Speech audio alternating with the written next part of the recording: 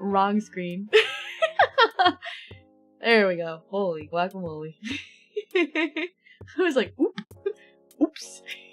Hi, hello, hi. Give me one sec. Where'd I put my Red Bull? Over here. Okay, hello. I did not just finish a couple recipe cards at the very end just now.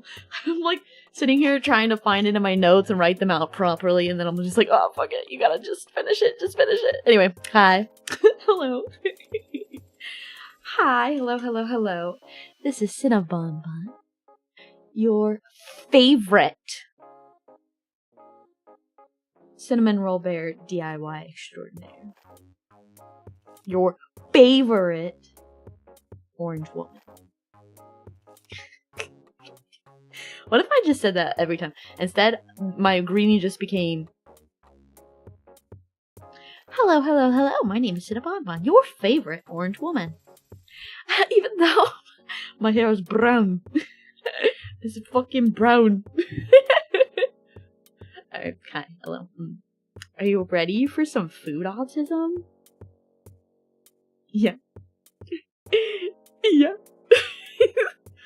I'm very passionate about this subject. So. Also, I feel like it's been Oshi Day for the past 3 days. It keeps popping up on my Twitter feed, and they're like, it's Oshi Day, and I was like, I thought that was yesterday. And then it's like, it's Oshi Day, and I'm like, I thought it was yesterday. So, you know, I'm not, like, sad or anything that I wasn't posted by anyone. I'm not sad at all.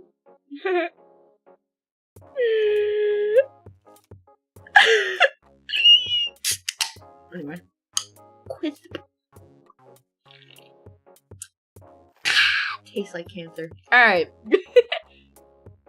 Some Oshis deserve more than one day. Wow. That must be nice. Alright, anyway. It's enough, fake things. Or is it fake? Where is it? Anyway. Let me just make sure that's set up. I don't need that playing. Just join the stream. Hi, Christopher. Welcome. That's set up. Alright, right on. Stares at the bear. Turtle stew? Nah. Sorry. I'm so sorry, but I'm a filthy American. And we don't be eating turtles unless we're going somewhere foreign. You know, I don't even know if you can legally eat turtles in the US unless it's like a cultural thing, like a native thing, maybe in like Hawaii or something. Who knows? Frog legs.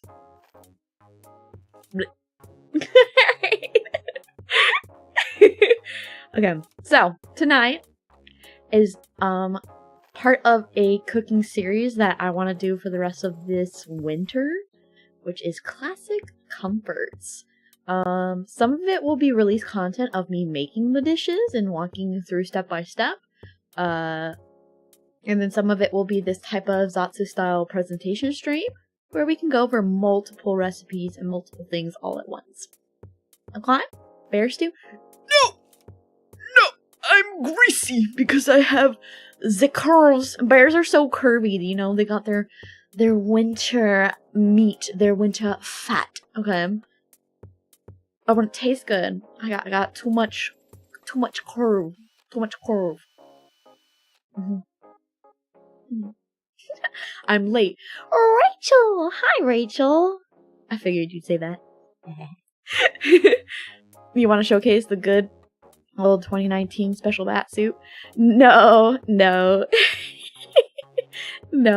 Although I will say, for those of you who ever watched Survivor, bat soup shouldn't come as too big a surprise to be a thing. There was a like eating challenge where they had to eat bat wing soup, and this one contestant, I believe his name was James, if I'm remembering correctly, which I think I am actually. Wow, holy crap. I'll never forget your name if you tell it to me. What the fuck? Okay, so I think his name is James, and he ended up loving it so much that like he ate every other contestant's meal. He was like, good soup. Good soup. Okay, so when I hear bat soup, I think of him. I don't think of what y'all think of. I'm like, Survivor. Because I grew up watching Survivor with my parents every Wednesday. Every Wednesday, they'd record it on VHS, and we'd come home from church and watch Survivor and then go to bed. So, bears stuff themselves, then sleep all winter. I know, I've been starving myself just so I can stay awake all winter. Again, I have completely messed up my earth sign rhythmic cycle for you. What the fuck? Anyway. Campbell's bat with rice. Chowder. Sena, can I just say your taste is phenomenal? Well, thank you. Well, thank you. Okay, so. Classic comforts. Soups, stews, chowders, bisques, and chili. And don't worry, I will help you differentiate which is which, what makes it what, and all the things in between. Don't worry. Is chili a soup? Nope, chili is a chili. Chili is closest to a stew, but technically it's in its own classification. Because too many people would be mad and would fight over it, so they had to make it its own thing. Alright. How do you know what she tastes like? What? I don't think that's what you meant. Oh shit, my bottle's in the way. Hold on. I didn't have time to double check that it wouldn't be in the way. I usually have time. But I was lazy on my phone. And then I was like, oh shit. I got Popego. I already knew what I was going to say. And then I was like, oh, it'll probably be better if I give them some slides to look at the very least. Okay. You have passed the... what?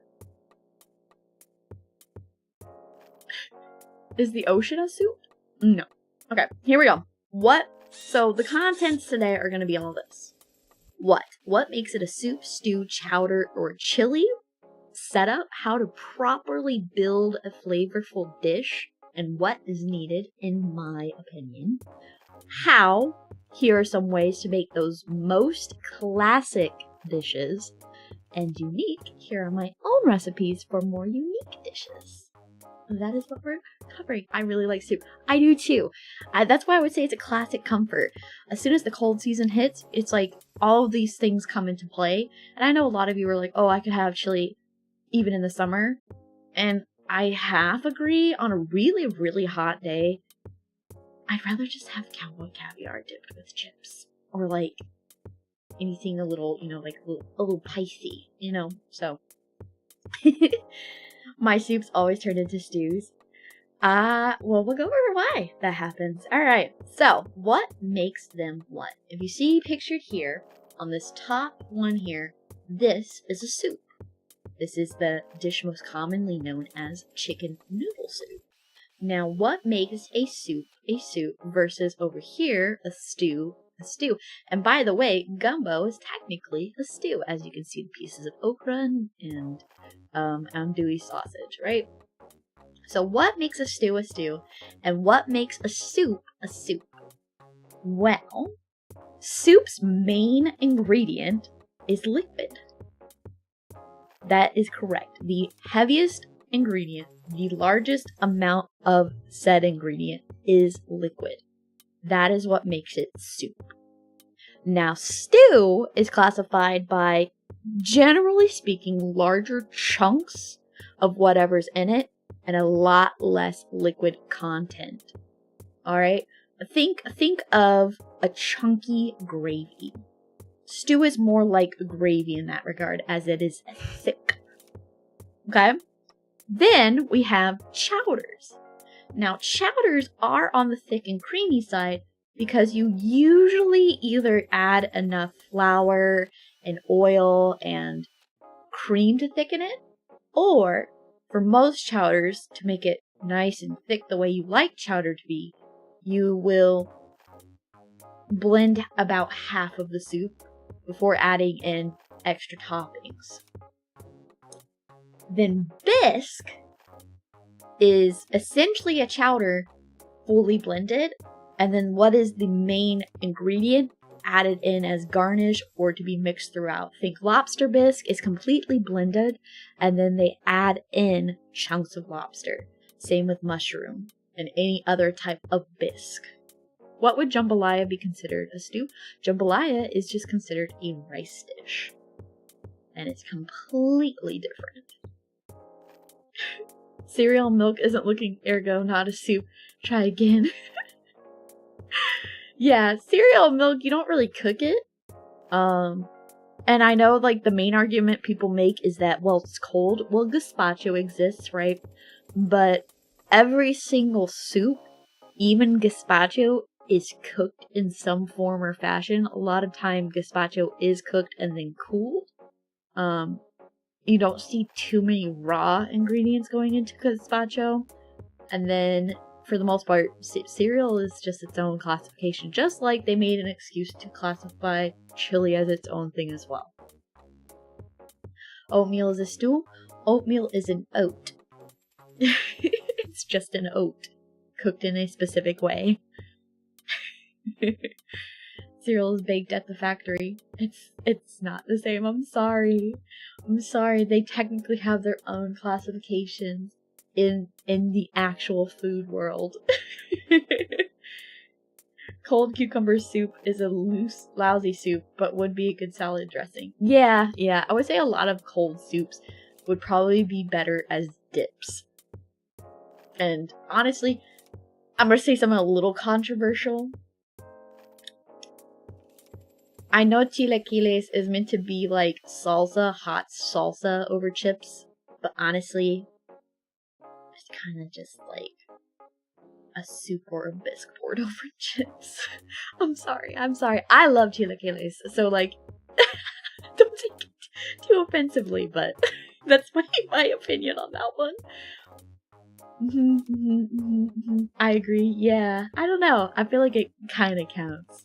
I feel like a lot of salsas when they're hot can almost count as their own dish. But I also just love salsa, so especially if like you cook it in a molcajete. But I'm getting ahead of myself. So chili is also its own thing. All these pictures are stock images except for one. That's my chili that I made last night. Okay, so chili is its own thing. Now, what makes chili chili is, generally speaking, the presence of tomatoes and hot peppers and chili powder. Chili is also thicker, like a stew. If it becomes looser, it becomes more like a spicy minestrone, if I fit. So, not good enough as a dish alone. I don't know. I like dip. Chili good. Chili great. Can't be chili without beans. Well, I don't know. I think if you do it right, my dad makes chili without beans all the time with big chunks of meat instead of ground meat, and it is killer. So, my dad also serves chili over rice sometimes because, I don't know. I used to have chili over rice as a kid to keep us fuller for longer, but that was our poor days. So those are the classifications of what makes what, right? Now we can move into setup. I'm gonna move myself again just in case. That's okay. I'll format it better next time. Okay. Rice goes with everything, true. Damn, is that okra in that last pic? Yeah, that was gumbo. Gumbo technically counts as a stew. And gumbo is not gumbo unless it has andouille sausage. And some people will say gumbo is not gumbo. Gumbo is not gumbo without okra. But okra's slimy. I don't like okra. We making chili? We doing toasty cheese on the side? Heck yeah. If there's meat, it is chili con carne. Yeah, true. I guess, like, white people view chili con carne as, like, no beans. But, yeah. It also hard to find outside of the South. Fried okra, good. Hungarian hot peppers and Bulgarian carrots are what I put in my chilies. That sounds great. Okay, so here's the setup. For all dishes, you must start with a proper base. It starts by picking a large pot, okay, a big stock pot, and melting or warming your fat of choice. I usually use butter, ghee, olive oil, or lard. Plenty of people have their own preferences. I don't use seed oil in my home. I don't do that. I'd like to keep my insides normal. From here, it really depends. But I think it is integral to have an assortment of finely diced aromatics to render and cook. In carrots, onions, celery, peppers, garlic. However, if you have any meat to brown, do that first and then your veg. So I would say, okay, if I am having ground meat in this dish, right? Whether it be stew or soup or anything, right? I'm going to brown that first. And then I'm going to set it aside and then pour in. And I'm not I'm going to set up aside by scooping it out, not pouring it out and draining the grease. Because you don't want to lose the flavor that you're building. Okay, so like if it's steak, you'll just brown it on sides, right? If it's chicken, you'll brown it on sides. And then you will start cooking your vegetables. And I do mean finely diced because the idea is even if you're doing a stew and even if you're doing a bisque or a chowder, these smaller aromatics are not meant to be a bigger part of the dish. They're meant to flavor and season the dish, and they will melt as they cook because of how finely diced they are and because they are the first thing you cook. So you're wanting to kind of melt those flavors in, and you want to keep that fond. Fond is the brown at the bottom of your pot that you see as you're cooking. Once you add in your liquid to any part of this step, right? Once you add in your liquid, that's when you scrape with a not metal, never metal, spoon or spatula or whatever you're using. And that's when you'll scrape it. I like to use wooden spoons. So you'll scrape that good fond up. Okay? Why not metal? Because you could really badly scratch your pots. Even if they are stainless steel, it's just not recommended for scraping at the bottom. When you cook 5 onions in a stew and then have no onions at the end, literally. So you'll do that step first. Now, once your veg is cooked, it branches out depending on what you're making. So if you're making a chowder or a bisque, this is when you would mainly add your flour to thicken your chowder or bisque, right? This is what you would add. Sometimes I add it when I'm making chicken noodle because I like my chicken noodle a little creamy.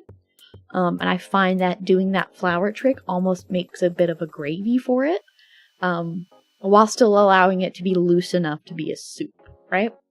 So you'll add your flour in, and then usually with flour in there, you're going to cook it for a little bit until the flour smell is completely gone.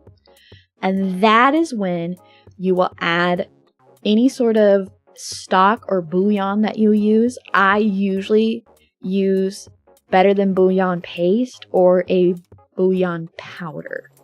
Now, if you're using the cubes, I would take one of the cubes over top of the pot and crush it in your hand over the pot rather than trying to break it up with your spoon, right? That's when you'll mix it in, and then you'll mix in your water. For any sort of bouillon, you'll usually do either 1 cube to 1 cup or 1 tablespoon to 1 cup. It's a 1-to-1 ratio, generally speaking. Otherwise, you can use jars of broth, that you make yourself, or any sort of bought stock for yourself, and just pour that in. And always make sure you know the measurement of what you're buying in that regard. I like doing the paste stuff because then I can really control the amount of cups without having to worry about wasting. Yeah? Like, I just don't like food waste at all. So I don't buy stock, and if I make stock, I usually freeze it in little cubes. By the way, are these family recipes or Sena made recipes? So I have, at the end, I have a couple of my own recipes, but I will give you my mom's recipe at the very end. It's one of my favorite soups, but if you want. So, my great-grandma's chicken dumpling soup I could give, and then my other great-grandma's chicken enchilada soup's pretty good too. But yeah. Alright, so you will now add some form of liquid, usually a stock or broth. I go for bouillon paste or powders or homemade stocks. Then it's all about throwing shit in and letting it cook. So that is how you build your proper base. Recipes from the family vault of Sena. Yes, please, yeah. Anyone else nibble those cubes occasionally? No, but I have, as a child, eaten dry ramen noodles shaken with the seasoning.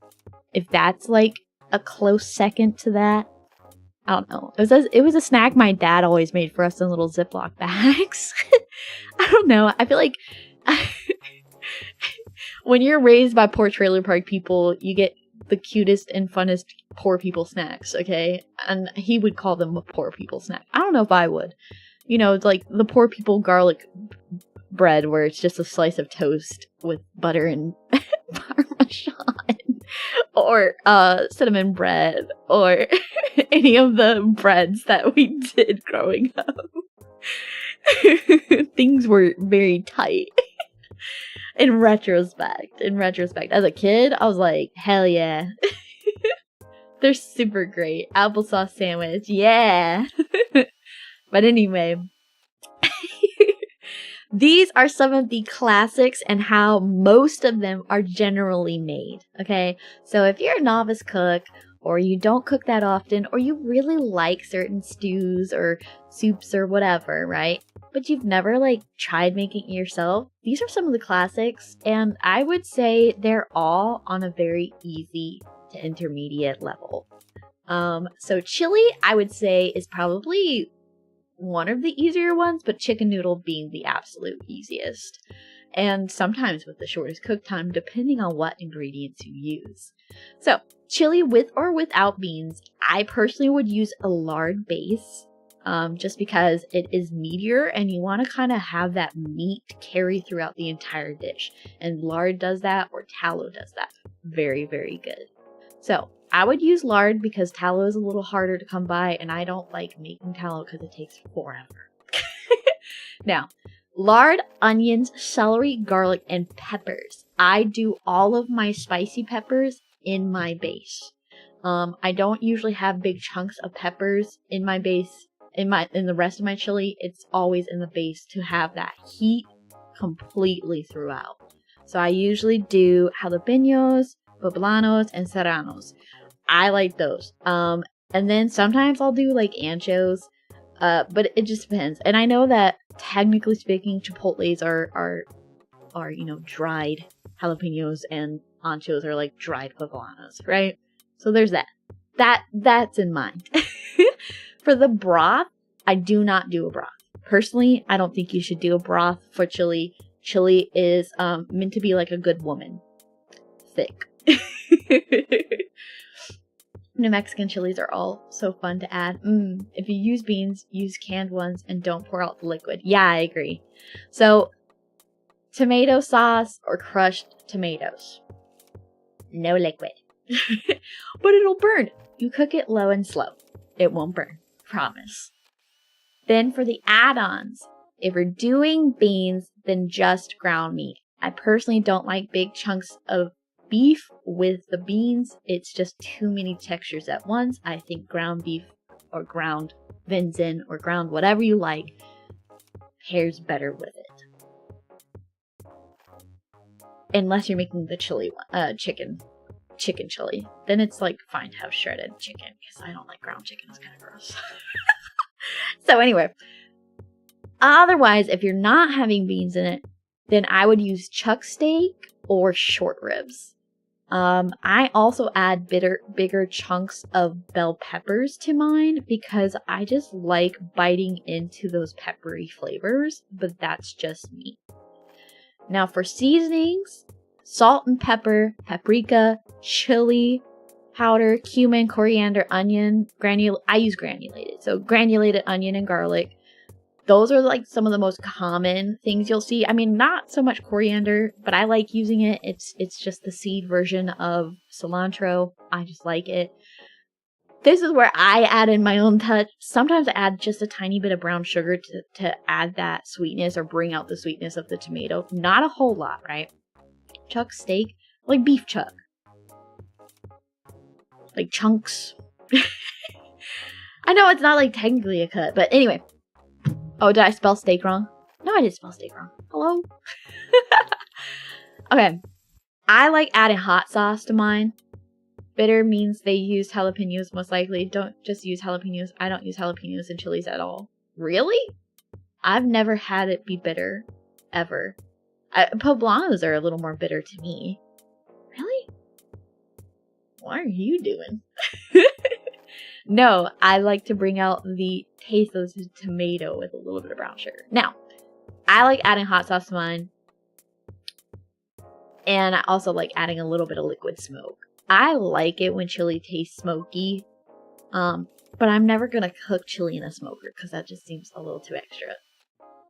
So I just add a little bit of liquid smoke. Whatever flavor you like. I like doing applewood. And then cook time with beans, at least 2 hours, I would say. Just because you want all of the things that you added in to become tender, right? And bell peppers take a while to become tender. And then without beans, I would say at least 4 hours because you want the big chunks of beef to fall apart. Absolutely fall apart. I grow a ton of jalapenos. I've never thought they were bitter. Yeah, like I grew an entire huge thing of jalapenos. They were not bitter. And I dehydrated some of them and made them into chipotles. They're not bitter. I would say poblanos can be bitter if you rush the cooking on them. I don't know. Hello, yummy nukes. Okay, so for chicken noodle, this is the most easiest. Wow, that is some English. It is the easiest recipe, in my opinion, for anyone who's starting out. And here's why. So you'll start with a butter base. I personally think butter or ghee is the best base for a chicken noodle because when I think comfort, I think chicken noodle. And when I think comfort, I think butter. I don't know, maybe it's the southern. So butter, onions, celery, garlic, and carrots. Okay. I say garlic mainly because chicken noodle is something we all kind of, gravitate towards when we're sick. Garlic is a great aromatic for when you're sick. For the broth, it would be chicken, obviously. And then for add-ins, this is where it can get really easy or it can get, a little more intermediate. You can do just rotisserie chicken. You can shred it apart by hand. It is not hard to do. I promise you, it is not hard to do. It's just a little icky. And if you don't like that, use some gloves. You could shred that apart and add in the whole damn thing or however much you want. Or you can do rinsed, because I always rinse my canned chicken because it smells weird. Or it just smells like tuna almost. But you could do canned chicken. And I know some of you don't like canned meat, but when it's so easy like that, canned chicken is fine. And you don't really taste a difference. Because otherwise, I would do shredded chicken. And shredded chicken, I would boil with, an onion and a bay leaf. And then shred it. So, whatever the recipe says, double the garlic. Pretty much. And then I would do egg noodles. And then some people add veggies and egg. My mom adds a lot of vegetables and eggs. So I call hers everything but the kitchen sink chicken noodle soup. But or my mama's egg chicken noodles. Or whatever. Spicy food is a nasal drainer. True. It's going to cook long enough that won't matter. True. Now, for the seasonings, salt and pepper. And then once again, I use granulated. You can use powder, whatever you like. Garlic, onion, yes, I know we already put it in the base. You're going to put it in again. I like to add dill or tarragon. I am a freak for tarragon. I add it into any chicken dish that I can because it is just so good with chicken. It's also really good with pork. Now, the cook time can be anywhere from 10 minutes if you're chopping fast, or even 20 minutes, right? To multiple hours. Now, the key is, if you're going to go the slow route, add your noodles in shortly before you're planning to serve, okay? Don't add them in too soon. You don't want mush. I personally honestly, in my house growing up, we always boiled the noodles separate. So that way you could control however many noodles you wanted in yours. And then for leftovers from my mom that she would take the next day, the noodles won't be mushy. So that's the way I was raised doing it. Now that I live on my own, it seems like too many steps, and I only usually make enough for one serving, so it's fine. Flavorful, spicy is good. Spicy just to be hot? No. True. I made a chicken soup with rice instead, and you add egg and lemon. Yes, I know what you're talking about! Oh my god, that is a really good soup. Yes. That's a really good soup. Oh, I love that. Yeah, there's a lot of really good soups out there. I don't know how it's gonna work. That was really dumb. The next would be a beef stew. This is like the most common stew that you see. Or a venison. You could always sub it out.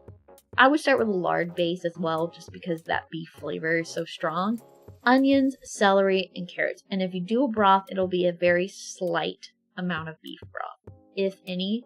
Otherwise, you would do tomato sauce or crushed tomatoes. Either way, I would say tomato is a very common thing I see in beef stew. For venison stew, I would never do tomatoes.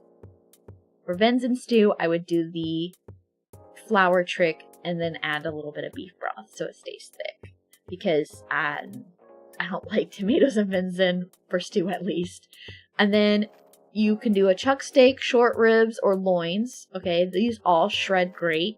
For my deer, my venison stews, right, I do like a tenderloin that I usually just cube up and then shred apart.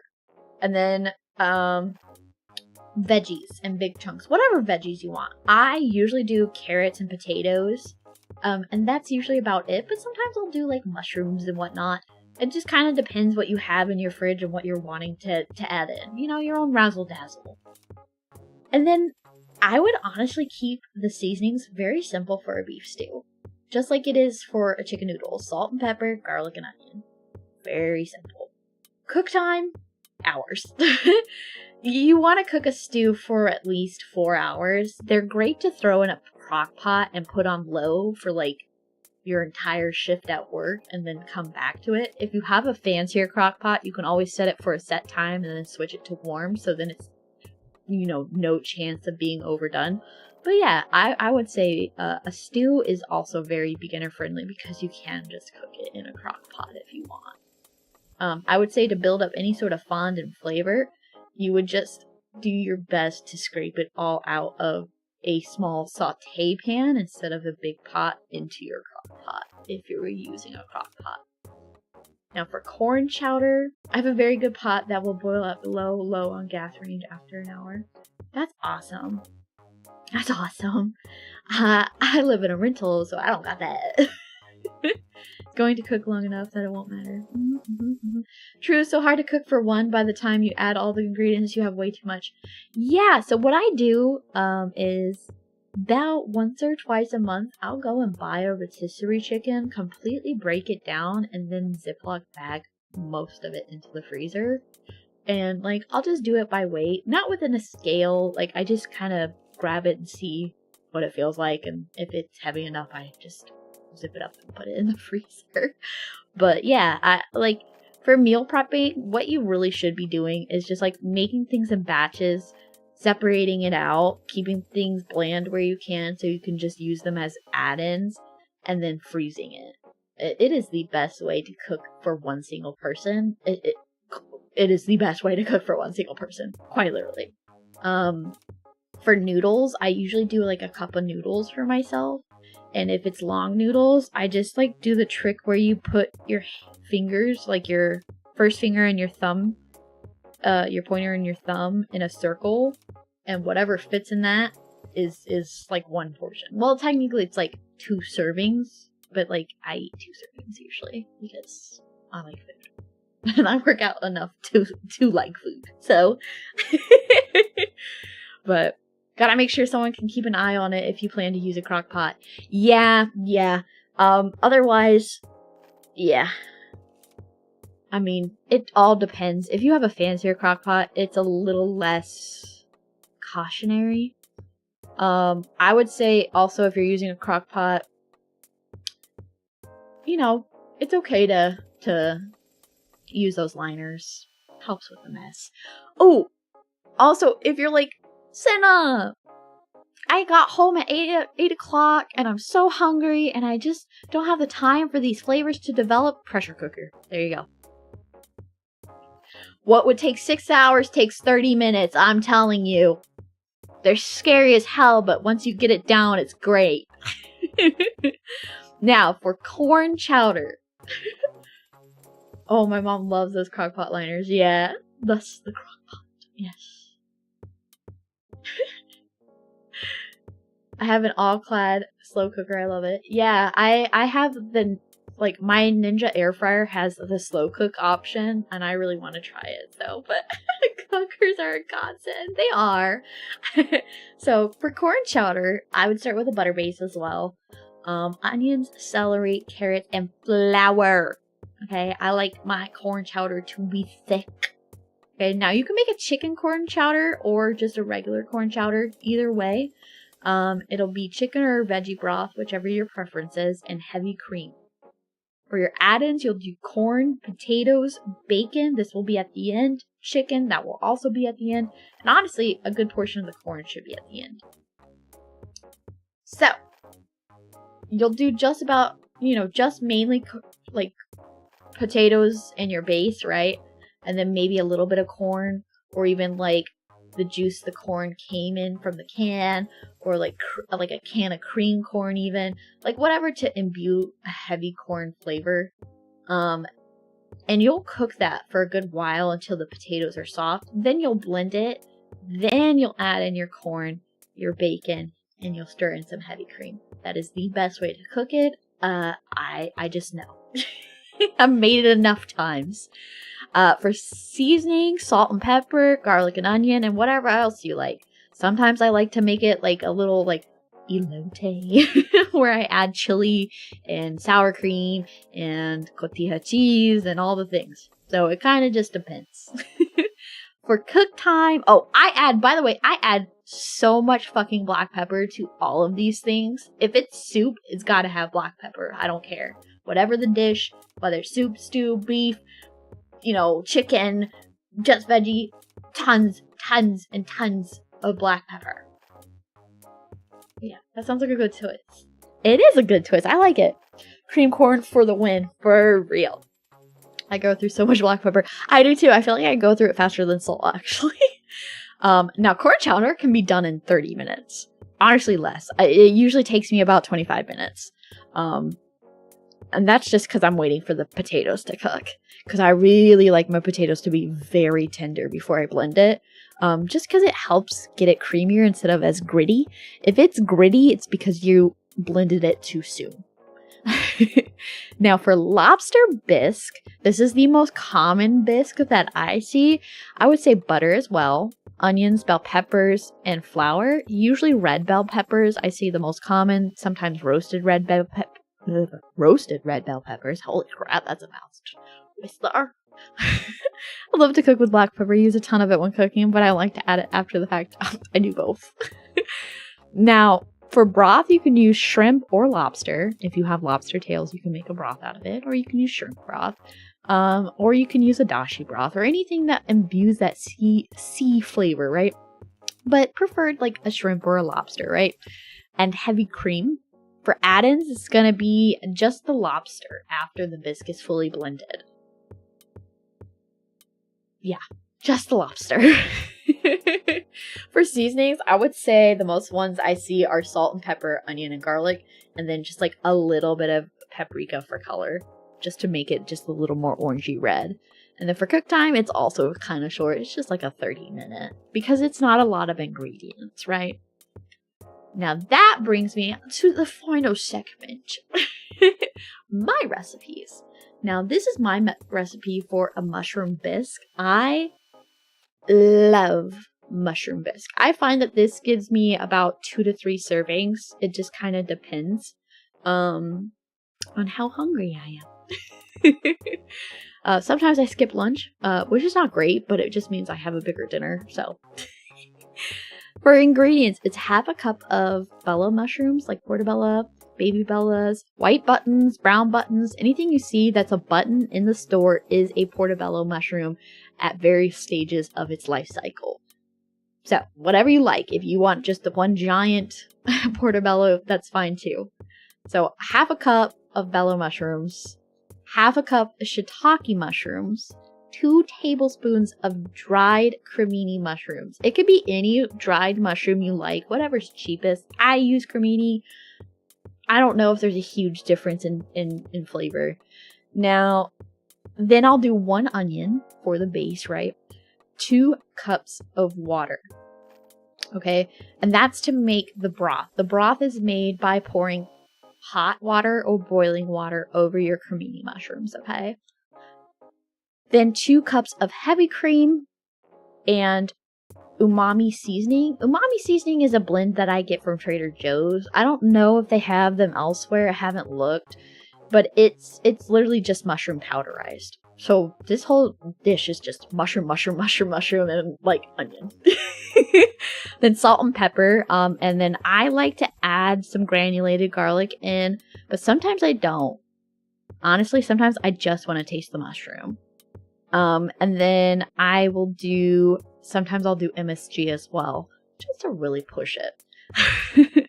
Then I'll do salt, pepper, tablespoon of butter, and a tablespoon of flour, just to like really make sure it's completely whatever. I might do it like 2 tablespoons of butter if I'm like really feeling greasy, but it's usually 1.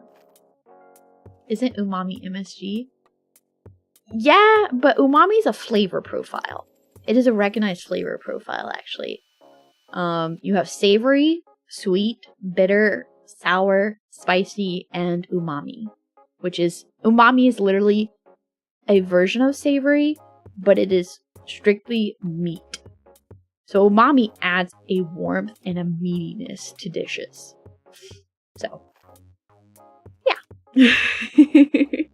And then for the steps, I would brown half of your mushrooms with salt without any oil to draw out moisture, and then add your butter and onion and cook until translucent. Then you add flour and cook until no longer fragrant. Then you add your hot water to your dried mushrooms and then pour all of it. Yes, the mushrooms even. But the mushrooms will be sandy or gritty or what. It'll be blended. It's fine. You'll add that all to the pot. Then add almost all of the other mushrooms and blend them once the mushrooms are softened. And then you'll stir in your cream quickly so it doesn't curdle. And then season as needed. And if you want the mushrooms, chunks of mushrooms mixed in, you'll repeat the mushroom browning process for your garnish. That is my favorite way to have mushroom bisque. It is quite delicious. I know they sell it canned. I don't think it can even hold a candlestick to this preparation. It is really, really good. Now, of course, you can add whatever seasonings you like. If you really like something a little more herby, that's fine. But when I see mushroom bisque, I want to taste mushroom. So that's why it has very slight seasoning. And it has seasoning, technically. Salt is like the main seasoning. Everything else is herbs and spices. Salt is seasoning. Salt and MSG are seasoning. Everything else is just herbs and spices. Don't let anyone tell you different. They're lying. Okay, now this is white chili. Okay, this is my white chili. I default to this quite often when I run out of ingredients in my home because I always have a can of chicken and I always have a can of white beans. This is my go-to, okay, the pantry's low on stock meal. I'm gonna try the mushroom recipe. Yes!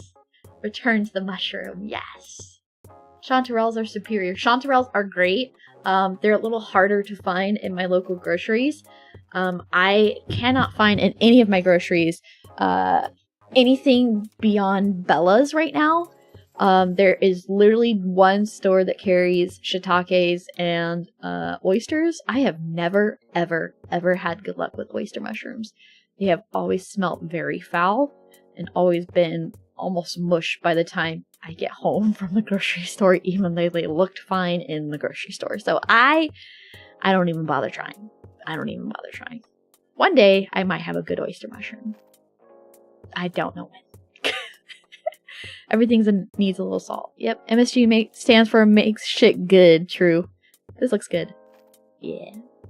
Same, only mushrooms ones ever sees are portobello's, oyster, and shiitake. Yeah. When I was still living where I grew up, there were tons of grocery stores that had tons of different types of produce, but, it's a little scarce up in, small town land. So I tried to saute oyster mushrooms once, decided they were not for me. Yeah, I don't know. They have like a fishy taste, but not like a fresh fish taste, like a rotten fish taste. But anyway, so for white chili, I don't do turkey usually. But if I have leftover turkey, say after like Thanksgiving, I will make a turkey chili. But I will usually do a rotisserie chicken or canned chicken for this. I usually don't try to cook my own chicken for this, but that's because it's just so much easier. It's just so much easier. And rotisserie chicken is cheap, and so is canned chicken. I mean, it's cheaper to buy a rotisserie chicken than a pack of raw chicken breast right now. So, so I'll do 2 cans of white beans. I always have navy butter or cannelloni beans in my pantry. I always do 2 cans. And then I will either do half a rotisserie or, like an entire leftover turkey breast. Just whatever, like however much I got or however much I want to put in. 2 tablespoons of chicken, better than bouillon, 2 cups of water. And you do have to have a little bit of the flour trick to thicken it back up, just because unlike red chili or normal chili, we're not using tomatoes here, so we kind of have to re-thicken it, right?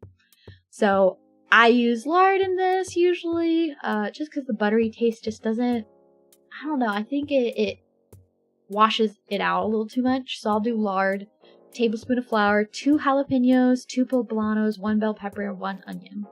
Then I'll do 2 teaspoons of cumin, coriander, granulated garlic and onion, and salt and pepper, or however much to taste. The teaspoon method is just like something to throw up for you guys, because like I just measure with my heart, honestly. So, but I tend to like butter myself. Yeah, I like butter, but I like lard for this one.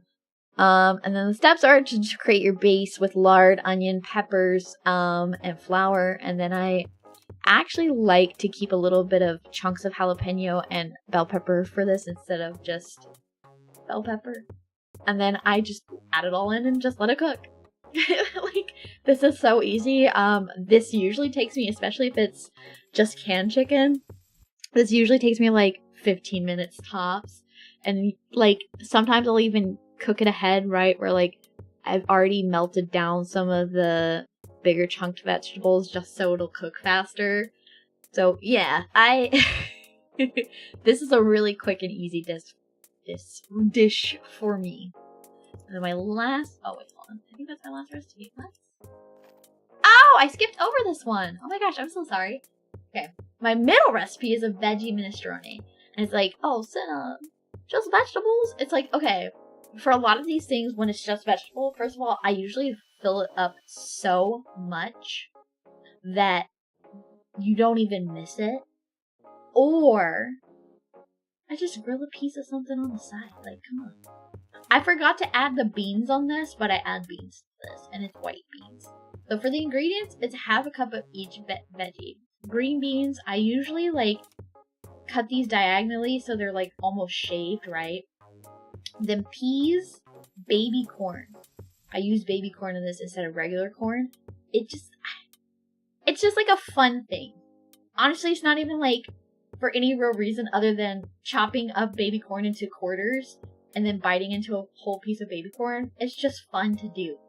And it just adds it like a nice chunkiness to the soup, right? Then I'll do carrots, onions, celery, tomatoes, kale. I'll add that in at the very last part of making it. And I do white beans in this. Then I'll do 4 to 6 cups of tomate bra. Okay, I use the tomate better than the tomate bouillon from Nor.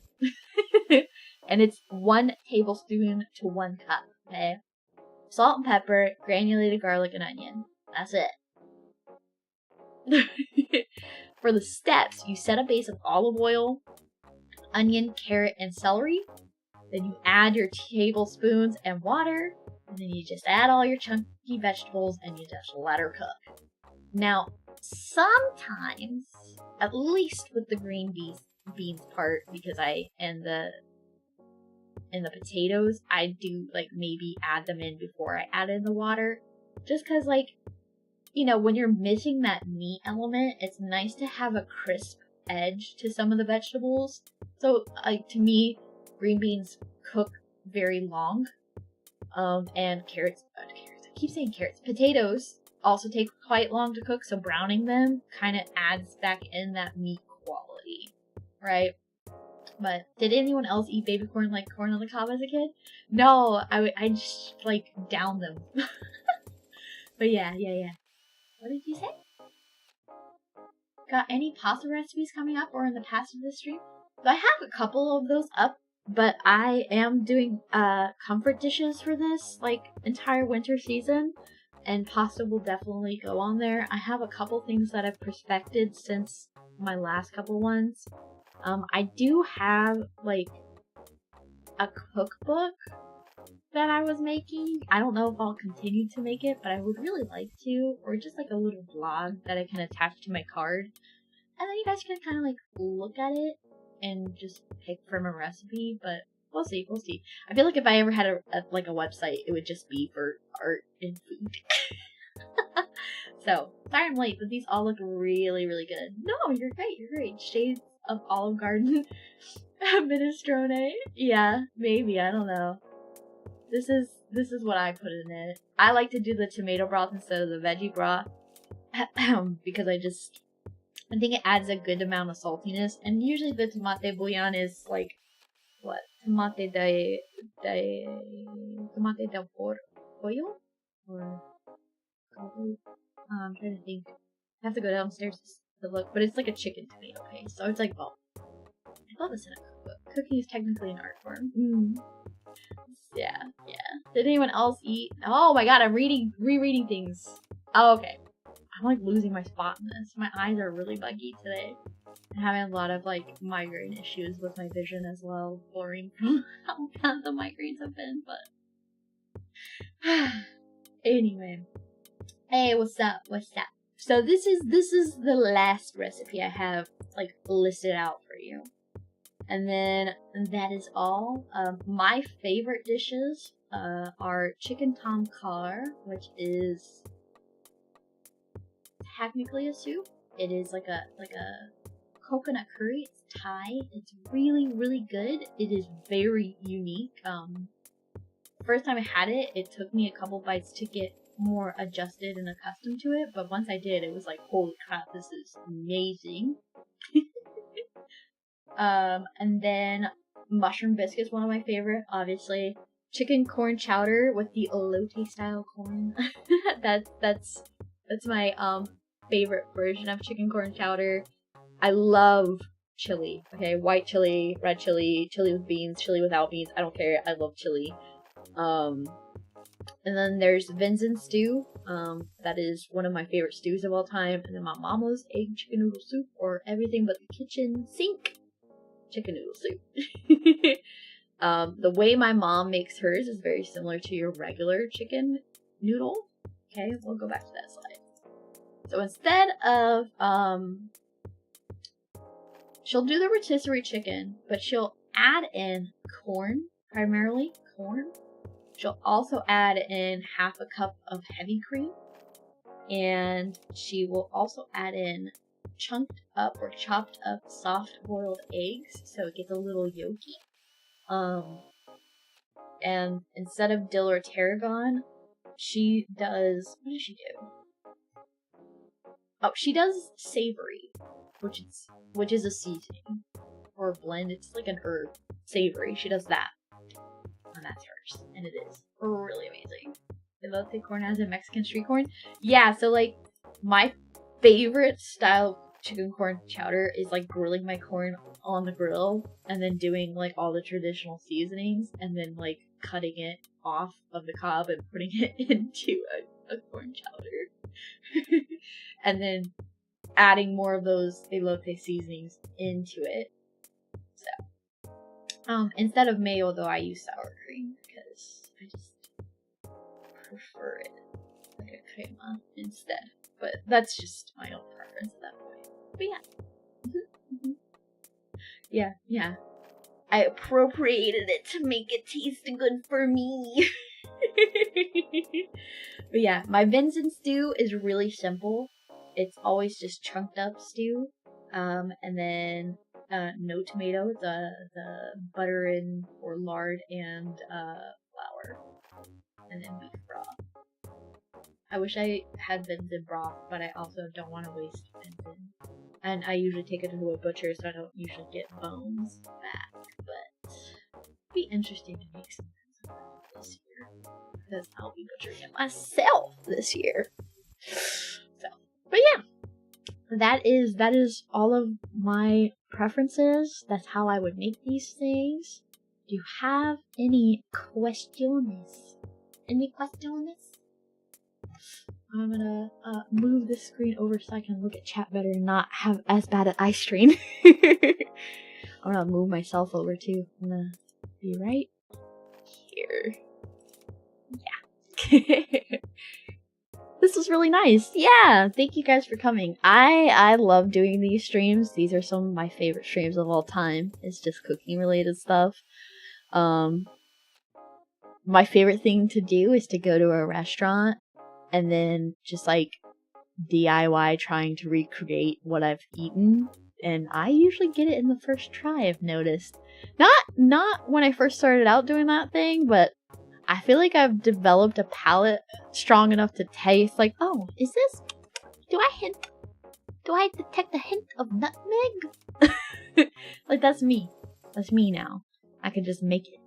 Raw mushroom versus cooked mushroom? Oh, I mean, I guess you could technically eat raw mushrooms, but they have more like a spongy quality, and they lack a developed flavor very often, in my opinion. I think also just like regular cooked or canned mushrooms are kind of like God's punishment to man because they're very rubbery, and you don't get as much of that meaty umami taste that mushrooms just all naturally have. So cooking it without any oil first and just salt to draw out that moisture is just the best. I got one why make me hungry right before bed. So you could have a bowl of popcorn in bed. Duh. Just me. Try not to eat in my room, but man, it's hard sometimes when I get too hungry. These are some of my favorite too. Yeah? Yeah. I love soups and stews and whatnot. How do you fix this? My sister and I do that all the time. Because you're awesome, thanks. Thank you for the donation, more. How do you fix what? How do you fix what? How do you fix this? My sister and I do that all the time. What do you mean, Jason? Did I say something? I forget. Sous chef bonbon, hell yeah. Or ruining dishes from restaurants. Is that what you're saying? How do you fix this? You don't. You just continue to ruin it for yourself and the rest of your family members until you no longer waste money eating out. Mwah. Recreating a meal we had at a restaurant. Yeah, I don't know. I feel like it's good because like then if you don't have the money, you can just like make it at home for a fraction of the cost, right? And when you don't want the inconvenience, you can have it out. Although I find very often than not, when I get the recipe just right, then I perfect it to my own personal taste, and then I can just never return to a restaurant. Nutmeg is good. It is. Agaritines and raw portobellos, though. Yeah, so a lot of like raw mushrooms can make you sick, by the way. I would not recommend eating mushrooms raw. They also like are fungi, which is like a bacteria.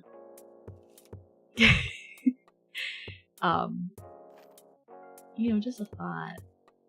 Just a thought. Not to be one of those people who are like, I clean my meat, but like, you know, grow directly from decay on the ground where animals shit. And I know, it's like, oh, well, it grew from a spore stain on a piece of, you know, saran wrapped bark. Still. It comes, I mean, most mushrooms come in dirty in a packaging still with like actual dirt and soil. And what is soil comprised of? Animal shit? Just a thought. Just a thought. Maybe you don't want E. coli.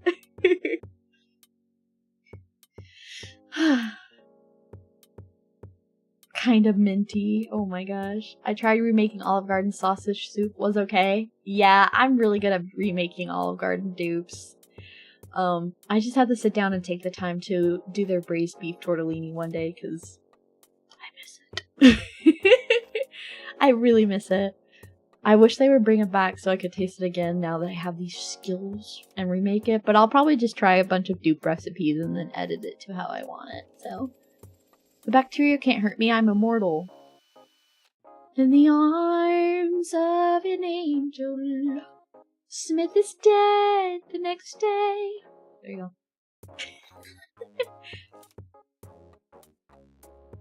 My favorite thing is trying to decipher recipes from my European grandparents and see how they turn out. My great-grandma, I recently found in one of my old notebooks her old mincemeat recipe that I called before her memory went. And my mom, like, literally called me sobbing because I sent her the picture of it, and she's been trying to recreate them for years, and I forgot I had it. I was like, Mom, I know I have it, I just can't find where I put it. Found it recently, like about a month ago, on the bookshelf in one of my old books. One of my old notebooks. And I sent it to her, and she was like, oh my god!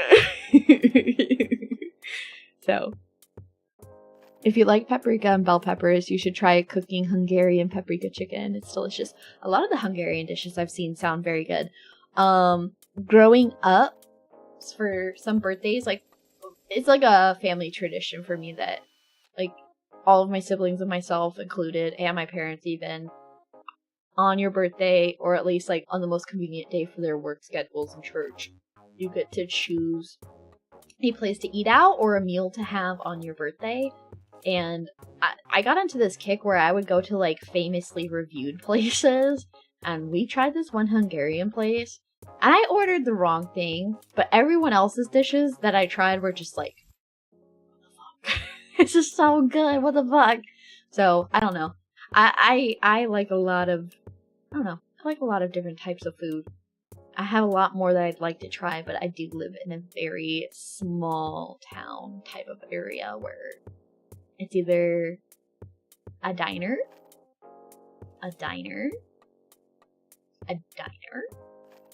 pizza and wings,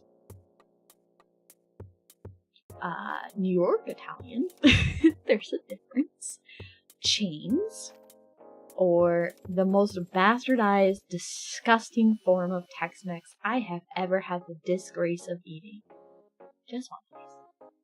They buy pre-cooked chicken! They don't even make it fresh! You want a chicken fajita salad? Hell yeah, I want a chicken fajita salad. I bite in and I'm like,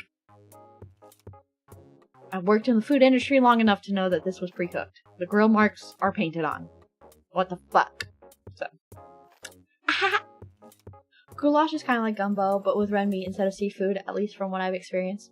Yeah. I don't know. The versions of goulash that I've had always have like small noodles in it, and I don't know if that's like traditional or not. I'm not huge on goulash, but I feel like I probably enjoy more traditional goulash. So, I found my grandma's recipe for Spanish rice. It was really good. Yeah, grandmas have the best recipes. My grandma has a chicken and dumpling recipe, like my great grandma. And, painted grill marks. Yeah. Yeah. And then she also has a chicken enchilada soup recipe. It's really interesting to see the different ways that, like, they just keep things simple, right? Where it's like, oh, I just use like a soup packet and then I add in a bunch of stuff to like really boost it. I kind of like that style of cooking. I feel like it's okay to return to that sort of thing. Not everything has to be over the top and like homemade from scratch. Like, yeah, it's good, but like, if you can cut a corner, that's okay. You know? Like, you don't have to beat yourself up for cutting corners in the kitchen. It's fine. As long as it tastes good and you like it, who the fuck cares?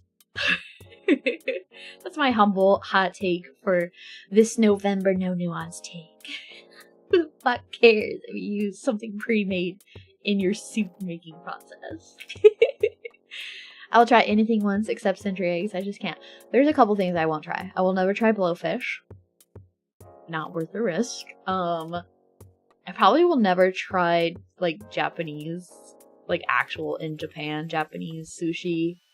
Or sashimi, because I don't speak enough Japanese to know what places are genuinely trustworthy, and I'm not pulling worms out my ass the next day. That does not sound good. I'll never eat Chinese street food. even though it looks super good because I've just watched too many gutter oil videos. And that just scares the shit out of me, literally. I'd never eat cauliflower ever again. I hate it. Tastes like how a fart smells. Icky, very, very icky. That sewer oil stuff is crazy. I know. And I don't know how, like, how, you know, serious it still is. People say it's been taken care of. I don't know. I don't want to risk my health like that. So, went to an Italian joint recently that was pretty good, except the chicken was clearly frozen. Sam's Club special. Ugh. Oh, I also don't think I'll ever eat eggplant. I've just had like a bite here and there and not liked it, so I'll probably just never eat eggplant again unless it's mixed into something. What else? I'm trying to think. I'll never eat a fish stick again, but I will have fish and chips, so I guess that's technically a grown-up fish stick. And I don't think I'll ever eat a crab cake again. I grew up eating crab cakes and got like crab caked out, you know? And now anytime I've had a crab cake, it just takes me back to like my dad in his one phase of cooking crab cakes like 3 times a week. Like, what's for dinner? Crab cakes. Trying to think what else. I don't know. I feel like I try almost anything else for the most part. Crab cakes are best when the meat is fresh. Agreed. And I've had it that way. I'm crab caked out. I'm so sorry. Grew up in Maryland. Same Sena. Same. Right? Like, I just... My dad would make Maryland style crab cakes and I don't know. And then I never want to try like a hot crab dip. That just sounds like diarrhea to me. It's like a thing that I've seen at game day events now where people are doing crab dips and I'm like, that sounds disgusting. So, yeah. I'm trying to think. Like, not the pickiest when it comes to food at this point. Oh, I won't eat a century egg either. But I won't eat too many things that are super fermented in general. Which does bar a lot of, like, Asian cooking. But, like, I don't know. Like, I love Korean food. They have a lot of fermented stuff. I love kimchis. I like, you know, the cucumbers and the cabbages and things like that. And even, like, their daikon kimchi.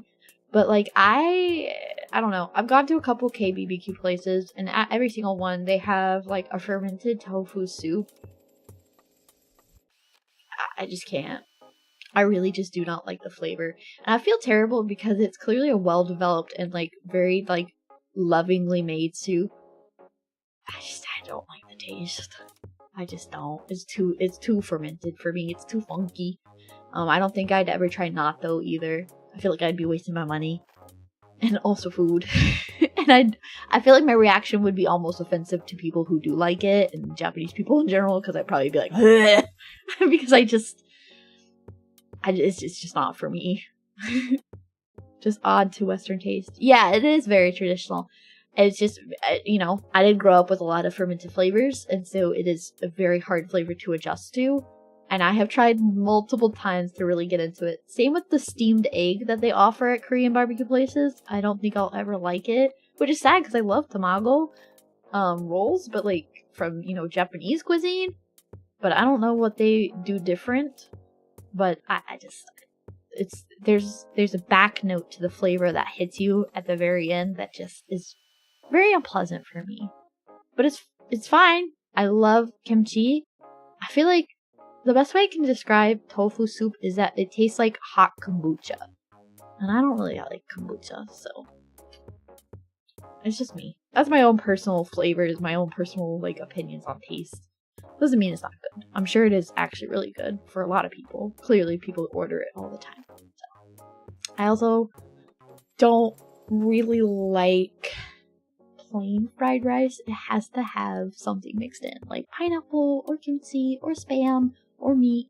I don't like it when it's just like rice and egg. Too plain. I usually won't eat it. I'm not gonna be upcharged for literally you just adding soy sauce and egg to a dish. That's ridiculous. So, I hate kombucha, but love Korean tofu soup. Yeah, I know. So many people do. Both of my older brothers absolutely adore it. I just don't like it. I wish I did. There's another Korean place that I go to that does hot pot. Fabulous. Fabulous. But, yeah. Gotta have the veggies and stuff in it. Yeah, I don't know. I'm hit or miss for, like, soups that are, you know, a little, like, outside of a palate I grew up on. Just because it is just almost too different for me to adjust to. And that's it. That's it. No real, like, hate. But yeah. Any other questions before I, go nine? This, like, hour pushback has, like, really, messed up my circadian rhythm. I'm very EP and it's only 10. I'm like, I could pass out right now. I tolerate kombucha, but the growth in it makes me want to act at the end. Yeah. It doesn't sit well with me when they're like, you're drinking something that's alive. Also, like, the kombucha having such great health benefits, I'll just drink a shot of apple cider vinegar. It tastes the same. Hi, just joined. Anyone mention white chicken chili yet? Yeah, I did. Here, I'll show you. Well, white chili. White chili. This is my recipe. Oh, I gotta get out of my own way. This is my recipe for white chili. vtuber. EP chat. vtuber. I know you guys have work in the morning. That's why I'm moving the times around better for the winter season. Now that we've done the pushback, especially. What's the most adventurous thing I've ever eaten? I don't know. To be honest with you, I don't feel like I've actually been that adventurous. But I also have not had a lot of opportunity. You know, I've never gone outside of the US. I plan to change that next year. I'm actually working on getting my passport. But, you know, I've never had the pleasure of eating, like, I don't know, just anything random. I would like to try eating, like, something far out there, like a bug. Like a bug on a skewer or some shit, or snake or something. I don't know. But, like, I don't know. I'd be willing to give it a go. I don't know if I'd finish it, but I'd be willing to give it a little nibble, you know? But I feel like the most, out there thing I've, eaten was just venison. I know a lot of people don't like venison. A lot of people don't like game meat in general. So I feel like venison, or just like raw fish, you know, sushi. I feel like that's as adventurous as I have been able to be, just due to where I live and all kinds of other extraneous factors that I have no control over. Eat the bug. I no longer live near hush puppies, so I also, like, can't get alligator. I don't think I'll ever eat frog. It's just too icky. I'm sorry. it just icks me out. I'd like to try venison one day. See, yeah, a lot of people haven't tried venison. It's really quite good as long as you take your time to cook it.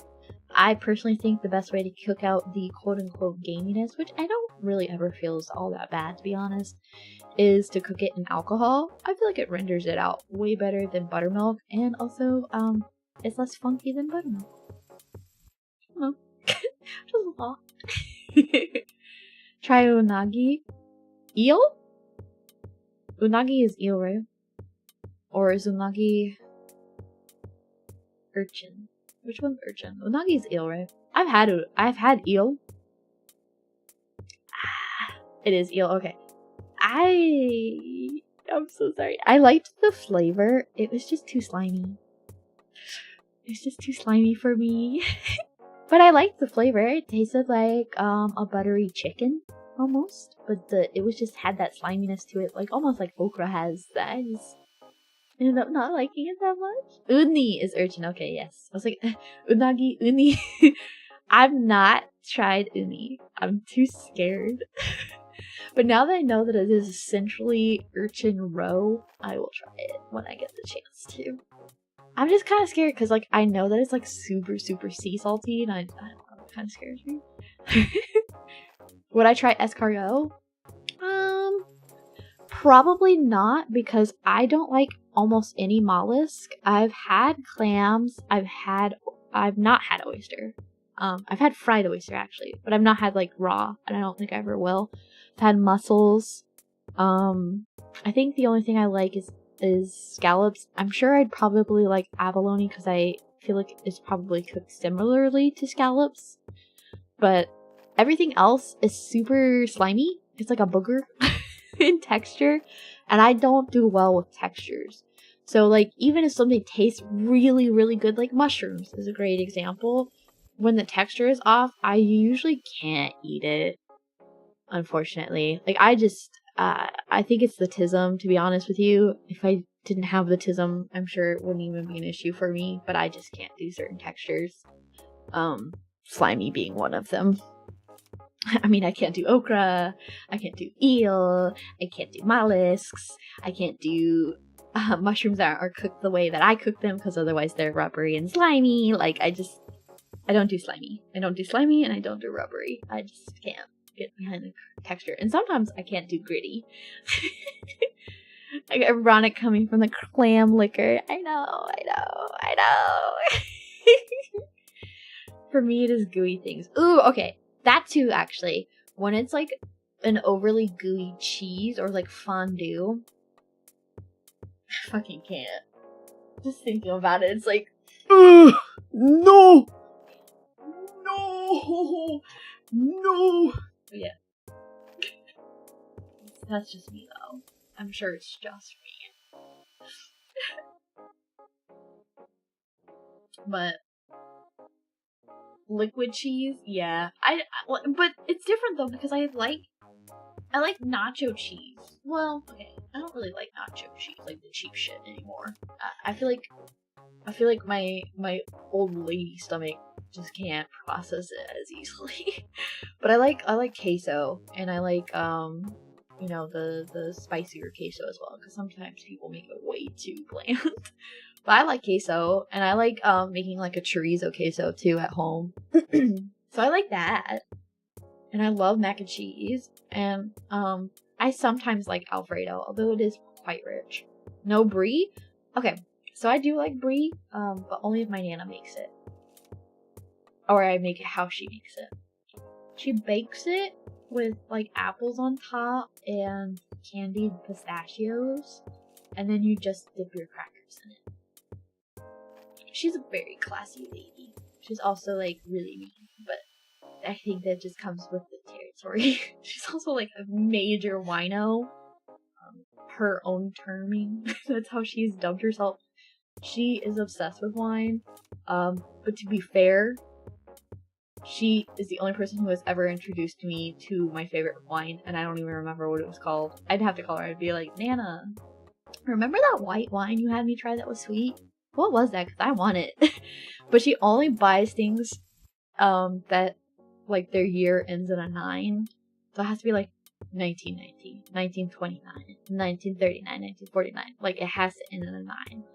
So when 2009 came past, she bought tons and tons of wine.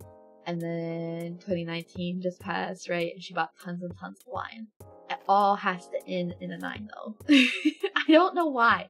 I guess, like, a lot of people who are obsessed with wine are like that, where they pick their favorite year of wines, and then, like, they buy as many specialty wines that were brewed in that year, or, like, released in that year. But yeah, it's wine autism for sure. But she also likes really dry wine, which I think is really gross. Really gross. I like sweet wine, so odd. Yeah. Yeah, all of my family's weird, I guess, when I think about it. All of my family probably is heavily autism. Now that I really think about it. When you put it like that, shit! She also collects things like shoes and purses. And it all has to be designer, but very specific designers that she thinks are actual quality. Are they? No, it's all made in China, but... Stop! Oh my god, that's hilarious. Oh, that's funny. Like, she got pissed off when she saw that, like, I don't know, when I was in school, we went, like, to this luxury store in New York City, like, as a huge school trip, and I went to the Coach store and bought something on sale because I had, like, my refund check, and it was so cheap, it was like $100, but I bought something, and when I went home, my Nana saw it and was like, what the fuck? I was like, what? What was wrong? She's like, we don't do Coach in this house. And one time I was describing, like, my papa's, like, he's got, like a convertible classic car that he bought all in cash, and it's his baby. And I was like, oh, what is it again? Because I couldn't remember. I was like, is it like a Porsche? And she was like, do I look like I would be in a Porsche? I was like, I don't know. What the fuck? She was like, it's a Mercedes. I was like, what the fuck? So my Nana's fake bougie. But she's not fake bougie. They have, like, exorbitant amounts of wealth, but they don't share it, so they're bougie. Yeah. Yeah. She's a character. Her husband's worse. Thank God we're not blood related, because everyone in my family would be much more heavily autistic than we already are. Yeah. Yeah, she gives me the ick sometimes. But, you know, I don't have to see her, so it's fine. Nana, if you're watching this, no you're not. Why are you on the internet? Go back to your iPad. Anyway. Bye, yeah. Autism, let's fucking go! Yeah. You are not immune from that statement.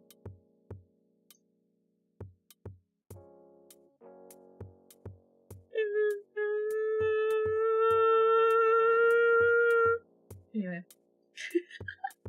I grew up in a town completely filled with people like that. So did I. At least my church wasn't like that. So.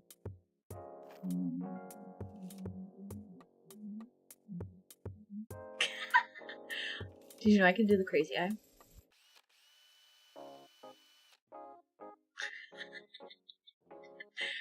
Anywho.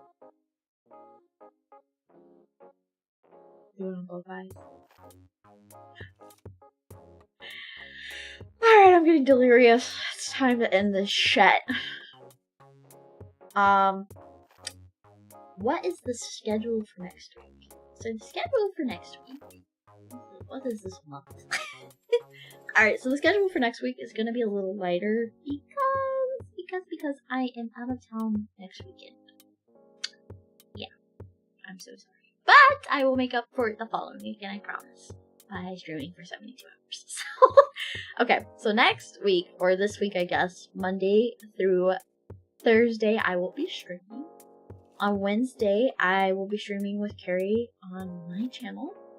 And then on Thursday, I will be streaming with BB and Nympho. I think I'll do my own POV because it's Minecraft and we're trying to do our own little server thing. I don't know what those girls all want to do, but they asked about doing a Minecraft server together, and I was like, hell yeah. I suck at Minecraft, let's go. And then Monday and Tuesday, obviously, will be just me. Tuesday may or may not be a Twitch stream. I don't know for sure yet. I haven't made up my mind. It might be like at a weird time. I don't know for sure yet as well, because I do have music rehearsal that night. And it is my last one, so I kind of have to stay and talk for a bit. So I don't know how long that will go. Like I said, 10th, 11th through 12th. I will not be in town, so I will not be able to stream. I am going down to look at museums to satisfy my autism. And then Monday,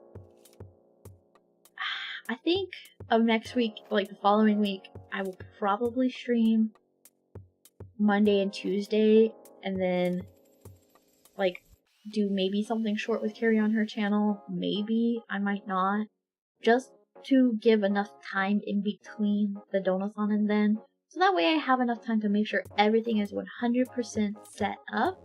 And then the 17th through the 19th is going to be the donathon, so mark your calendars.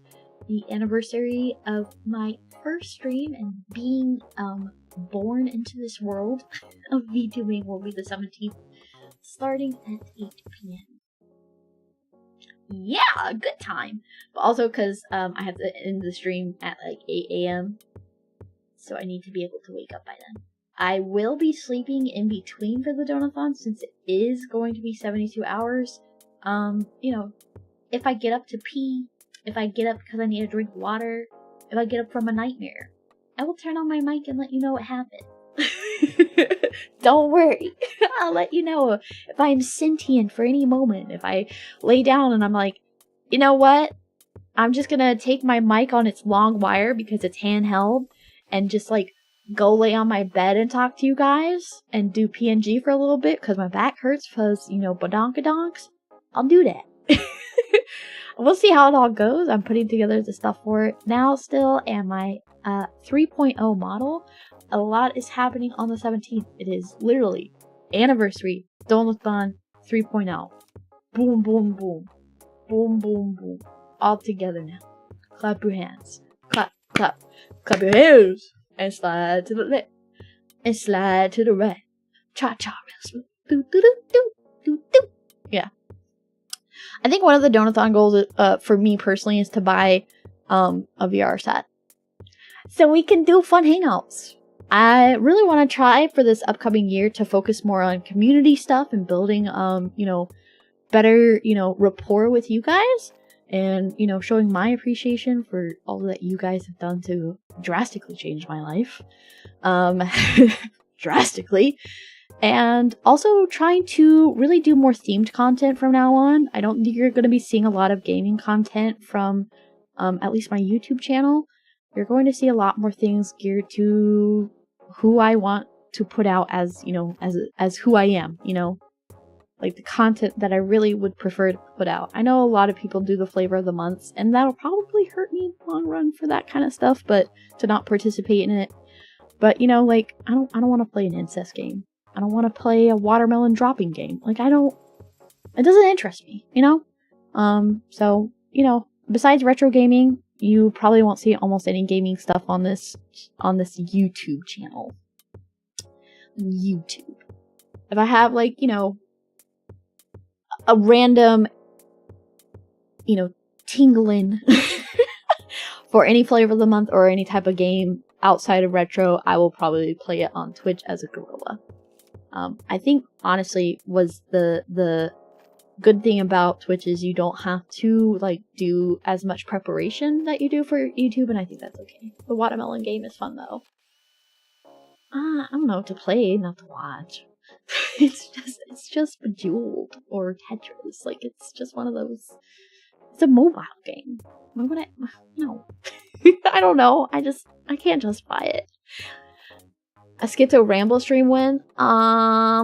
Maybe on Twitch. Although I feel like you can say a lot less things on Twitch. Like, you can't say retard on Twitch. You'll get banned.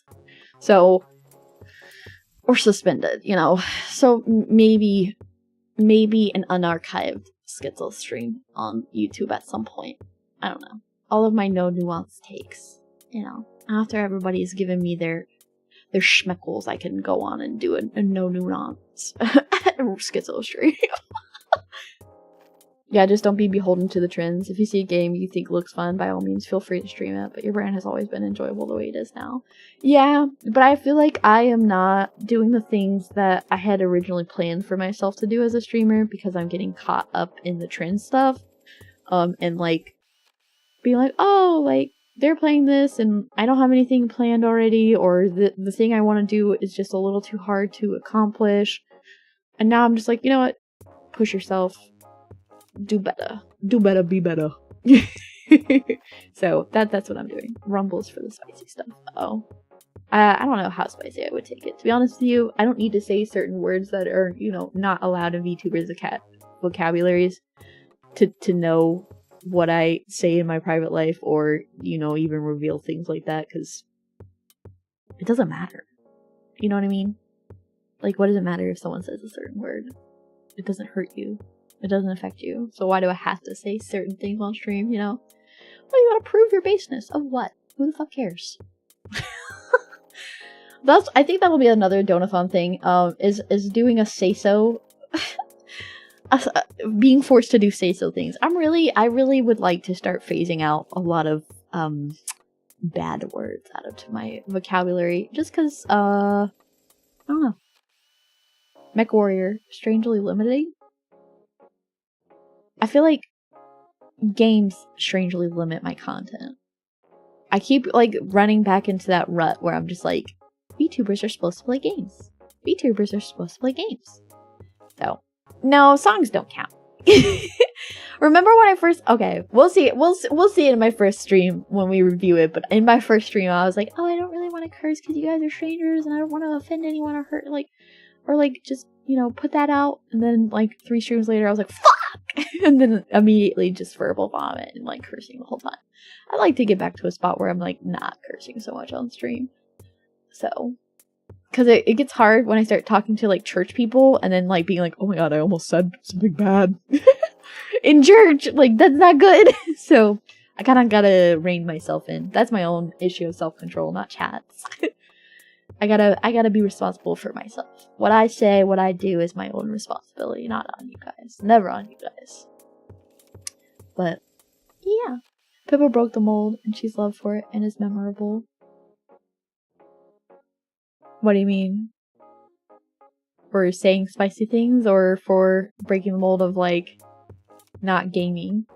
Yeah, no, I agree. I don't know. You be you, Sena. Don't let us corrupt you. That's interesting. First time I've heard a streamer say games are limiting. Yeah, I don't know. I also feel like, the issue with a lot of games is, when I do get into a game, all I want to do is play that game, and, like, having to wait till stream time to play it, so I don't feel like I'm cheating on chat. It's a little annoying. It's also, like, annoying because, like, by the time I'm streaming, because I have to wait till you guys are, like, out of work, I'm, like, in a lot of pain, so I can't go for too long. I'm not being a carbon copy of everyone else. Yeah, I really have to just stop trying to do what everyone else is doing. And, like, I like to try and play games that I haven't seen anyone else play. Like, I try to do that pretty often. If I'm like, oh, only 2 people have streamed this, okay, I'll play it. Only 1 person has streamed it, okay, I'll play it. And they only speak JP, okay, I'm playing it. Like, I try to do that for a lot of, like, newer gaming things, but, like, when they're long games especially as well, like, I feel bad for not completing them, but it's just, like, I personally do not want to watch 12, 13, 14, 20 episodes of one game. Like, for me personally, when I watch gameplays, I watch no commentary, straight walkthroughs. Like, I don't want to make content that I myself would not enjoy watching. And I know, like, okay, I'm very reactionary, so that makes it semi-entertaining, but I always worry that you guys are just like, okay, another episode of Dark Souls where she does not complete a level because she's very bad at this. Like, I don't know. I don't want to make content that I would be disappointed in for myself, or, like, I'd be disappointed as a member of chat watching. Like, you know, I missed this Sena stream, let me catch the bot, and just be like, she's so bad at this. I mean, it's kind of funny and cute and endearing, like, in the first 2 episodes. By the time we're on episode 3 or 4 of a game, it's like, alright, Sena, come on. At least that's what I feel. Romulus, be yourself! Yeah. The thing is, the content is you. True. Come, Sena, say you do something in Minecraft. Yeah. Autopilot games are good for streaming because you can chat with chat at the same time, like Monster Hunter. You know what? I think the last time I played Paper Mario, I kind of, like, finally clicked in my own head of, like, why am I just speeding through this game and being like, I love this game, and then talking to you guys without, like, most of you haven't played it. I'm not explaining how the game works, or what the mechanics are, or any of these things that I should have just been explaining the whole time, right?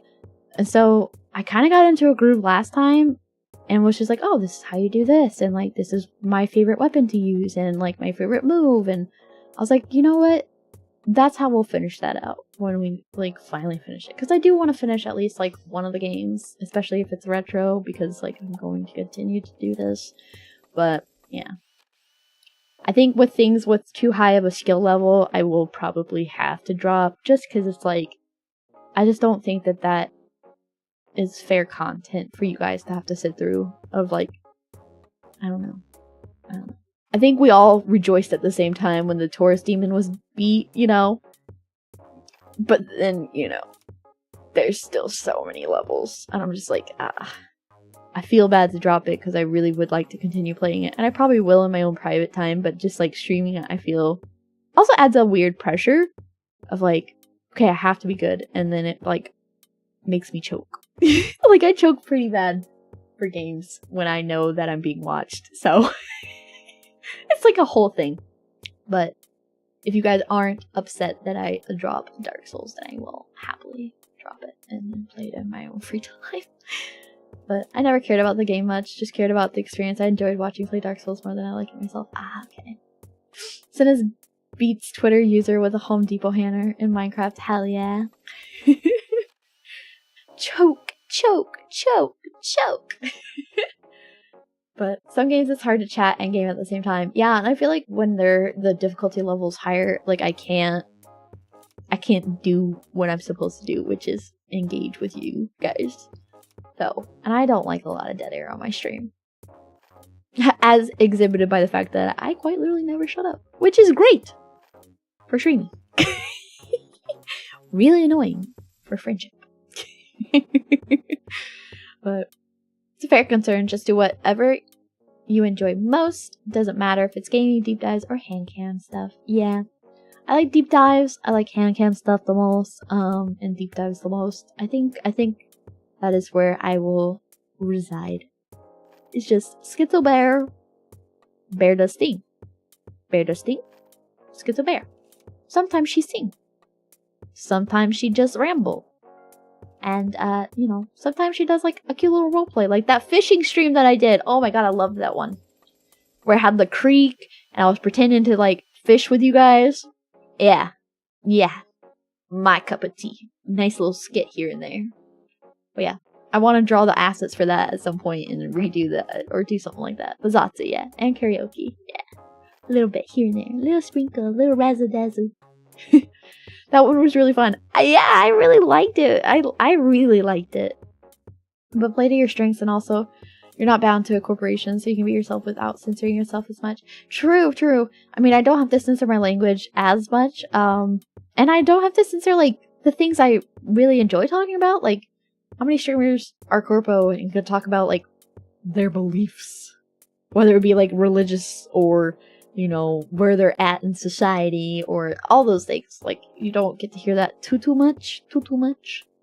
So, yeah. Yeah. It was whack but fun. It was not whack. It was great.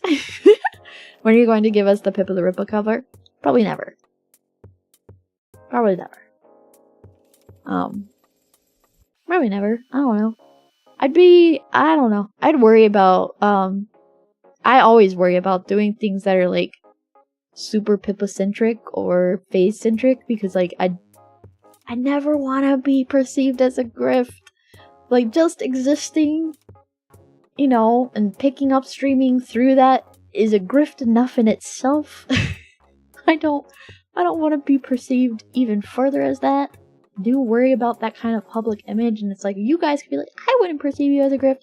I can't speak for all Kapipis, okay? A lot of Kapipis are seething, angry little assholes, and I'm not risking that. I'm not risking that. I'm not risking my bear hide for that shit. So, I mean, I'd love to. I think something I would rather cover instead is PPP by Kanash Corp. I think that would be a little better of an homage without having to be as, like, direct of a grift. You know? Plus, Ken's a good friend, and I could maybe ask him for, you know, the music track of that. If he'd be willing. So there's that. While Pippa is the breaking mold and what she can do, but limited. Yeah. I don't think we'd get that 9/11 stream from a corpo. What are you talking about? That was a completely normal flight simulator stream that happened to happen on an unfortunate day that I was so young I cannot remember. It doesn't count. It doesn't count. It doesn't count.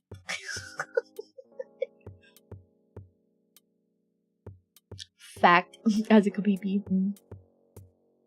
A modern day Athena, if you will? Athena what? City skyline? As a Kapipis are freaking tarded. Yeah. Yeah. Yeah. You think I don't check in on Kapipi Core from time to time? Yeah. Yeah, most of you fucking scare me, but also most of you would die by my hand. But yeah. You know, there's just a lot of like shitposty to edginess to like doom posty to like full on fucking mean to full on fucking schizo. You know, like it's a staircase in there. It just depends what level you're on. Me, full on schizo. But yeah, we have a good time. Yeah. Also, Kapipis are extremely contrarian. So, I don't know. I'm never gonna test it. I'm never testing my luck with them. Ever. That's why when people are like, oh, you know, you're streaming so late, you're gonna miss out on the Kapipis. I don't want to steal from people's audience. I'm happy to have, you know, fellow Kapipis in chat, but like, if they don't want to come, that's fine. I prefer that they don't. Pippa inherited the most tardy viewers from her father Jim. Funny thing is that they are not the worst elements. I've heard that term before. Sometimes just forget that Pippa is your VTuber mom. Yeah. And that's okay. You know, like, I don't want anything that I do to ever reflect badly on her, so maybe it's better to forget sometimes. She got the bears. Yeah, I got my bears. I don't need Kapipis. I have my bears. Either you're with me or you're not. I don't know. It's weird being in the VTuber community and then like hearing things through the grapevine or having things relayed to you or having streamers be like, you should still be doing this. It would be better. And it's like, I'm not looking for like easy clout or a free handout. Like I'm good. I'm good. No comment. I'm on YouTube. Yeah, but you get Twitter, and Twitter is cancer. Yeah. That's fine. I think, you know, just the internet itself is cancer, to be honest. I don't think anybody but Pippa could handle her audience, which I'm part of, by the way. I don't know. I do pretty fine. Even when I get the most schizo ones in my chat, or the people who are literally banned in her chat, I do fairly well. There's quite a few of you who are banned in her chat who are here. That's okay. I do pretty well. I think I filter my audience fairly decently over time, or I browbeat you until you fit in. So, Bond bears. Yes, my builder bears. Pippa's a saint for regulating the Kapipis. Yeah. But there, you know what? You guys, as contrarian as you would like to be about this, you're not the hardest to wrangle. You're not the hardest to wrangle. I feel like just so many people in her audience are creative, and so that just makes them argumentative with each other, but like, they also are like, I'm the most, you know, raunchy. No, I'm the most raunchy. And like, it just becomes like a dick measuring contest for who's like the worst. But like, no, I don't think it's that bad.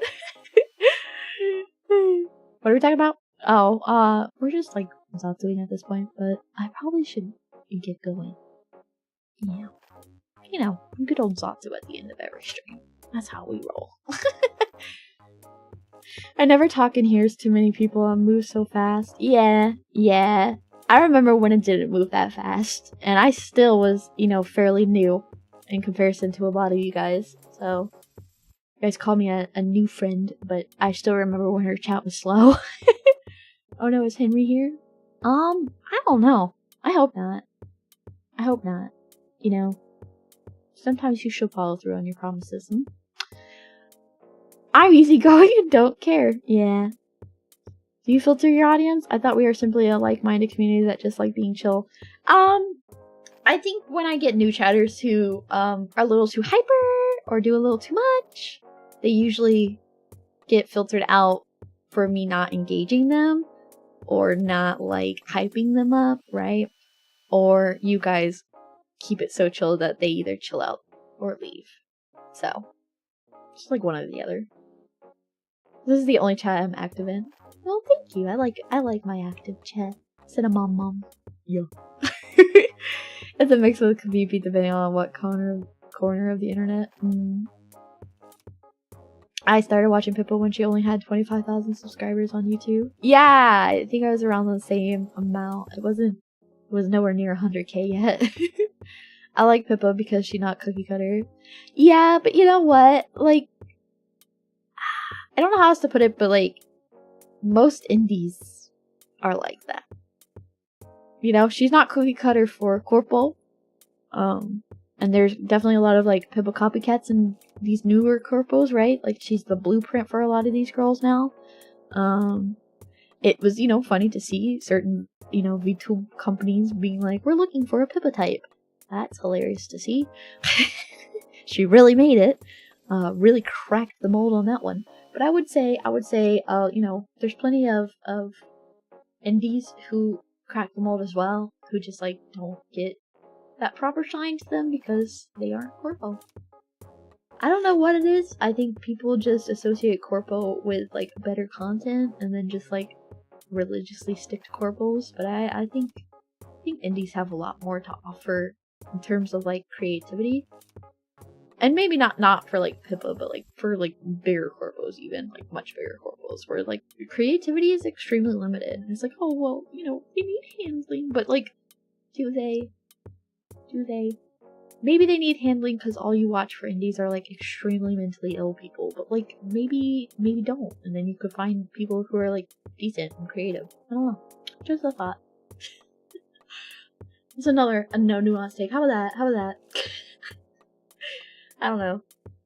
Most of the ones I watch are indie. Well, yeah, you're different, Beetle. You're built different.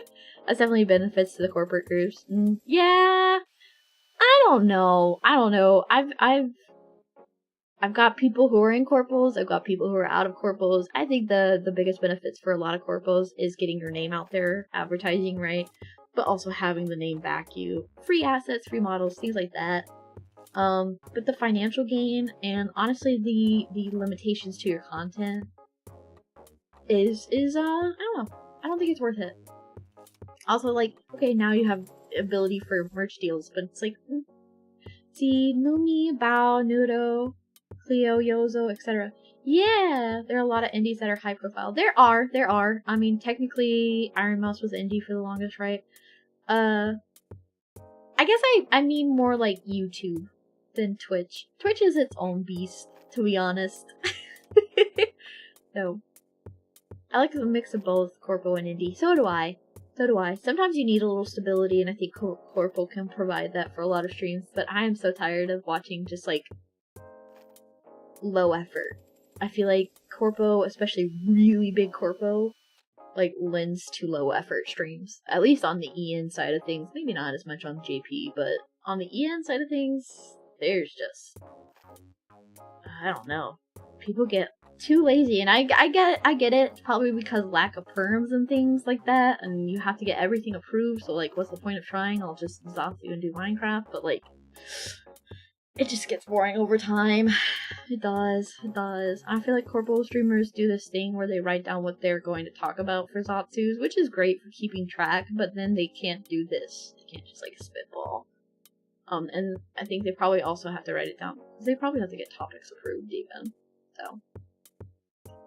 My first Oshi was Gura, so you know. There's too many of you. There's too many of you. Gura's names. There's too many of you.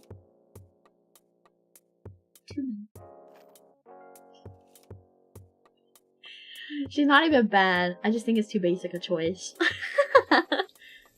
I watch a mix of corpo and indie. There's advantages and disadvantages for both. You just gotta weigh them for yourself. Yeah, for myself personally, I don't think... I know I could adjust. I know I could, like, force myself into that type of role and do just fine and just treat it, like, genuinely just a job and not, like, also fun anymore, right? And I could play the part. I know I could, right? Like, it's just acting at that point. But unless I'm getting paid handsomely to give it all up, no. But yeah. Andy had the Freedom Network. I suggested to Moe talk to the Black Pants Legion and how they promote each other because they both are vets appealing to vets. Yeah, I don't know. I definitely have a lot more freedom to network as well. I mean, went and sought out that PK Patchworks. Yes, I do. So, I think you get copies that break off into their own identity. Yeah, you do. Also hate tape, but I am not fond of Hologen EN3. Yeah, and no, I feel like the talent is a lot stronger there in terms of creativity. And I feel like they made a good choice in picking people who are consistent. Consistency is key. It really is, y'all. Like, it breaks my heart to see people who just don't stream. Like, it hurts my feelings. Like, it's just like, but like, it's your job. Also, like, one of the requirements to join Holo, right, is that you have to stream at least 3 times a week. So it's all these girls in Holo EN who just, like, don't stream, because it's not just girl, like, a lot of them don't stream for, like, very good amounts of time. That it's just, like, fucking annoying. Because it's like, isn't that part of your contract? Like, well, what the fuck are you doing? What are you doing? How are you not fired? When you breach contracts, you get fired. What the fuck? Oh, it's just required for the first year. It should be required for the... I hope they were smart enough to make it for the entire contract time for any of their new hires, and that they learned their lesson, because, yeah, that's very, very annoying. What's the point then? Yeah, they're not allowed to tangent off of a comment from a mentally ill chatter anymore. Sad. Sad! That's, like, fun to do. My cat died. Oh no, your fucking cat died! Wow! The annoying thing with Gura is she doesn't even bother to tell people.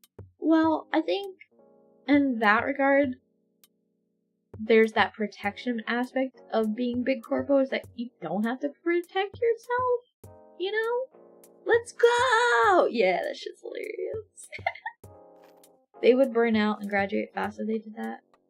To stream 3 times a week? That's a part-time job. They're not streaming for more than, like, 4 hours usually. That's less than a part-time job. What the fuck?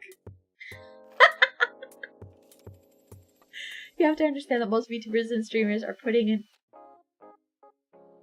act on to several degrees. Yeah. But not really. I don't know.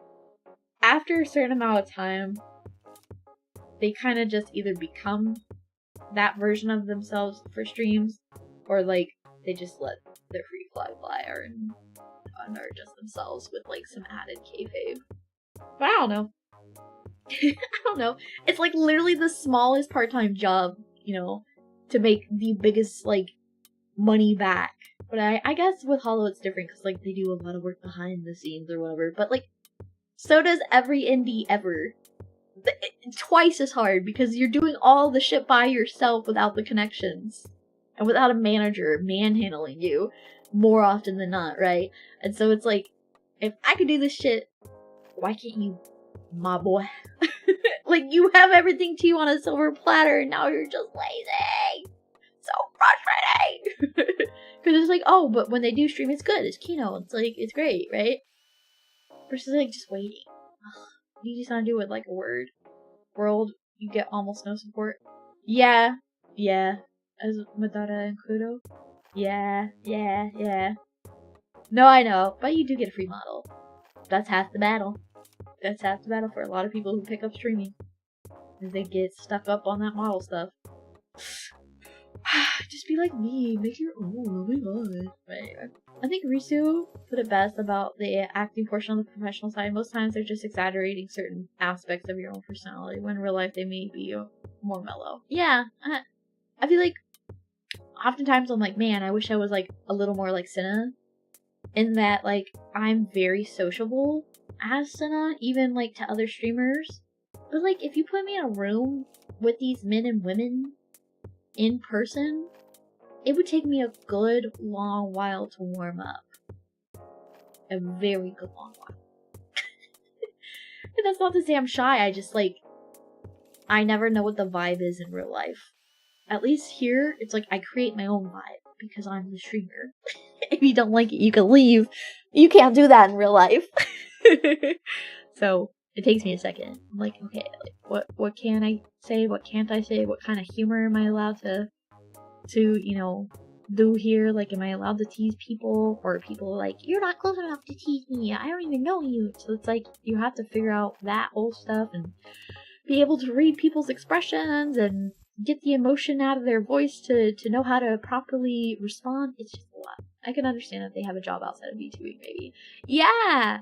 Yeah, and it's also weird when, like, people are like, oh, I don't work. I just stream.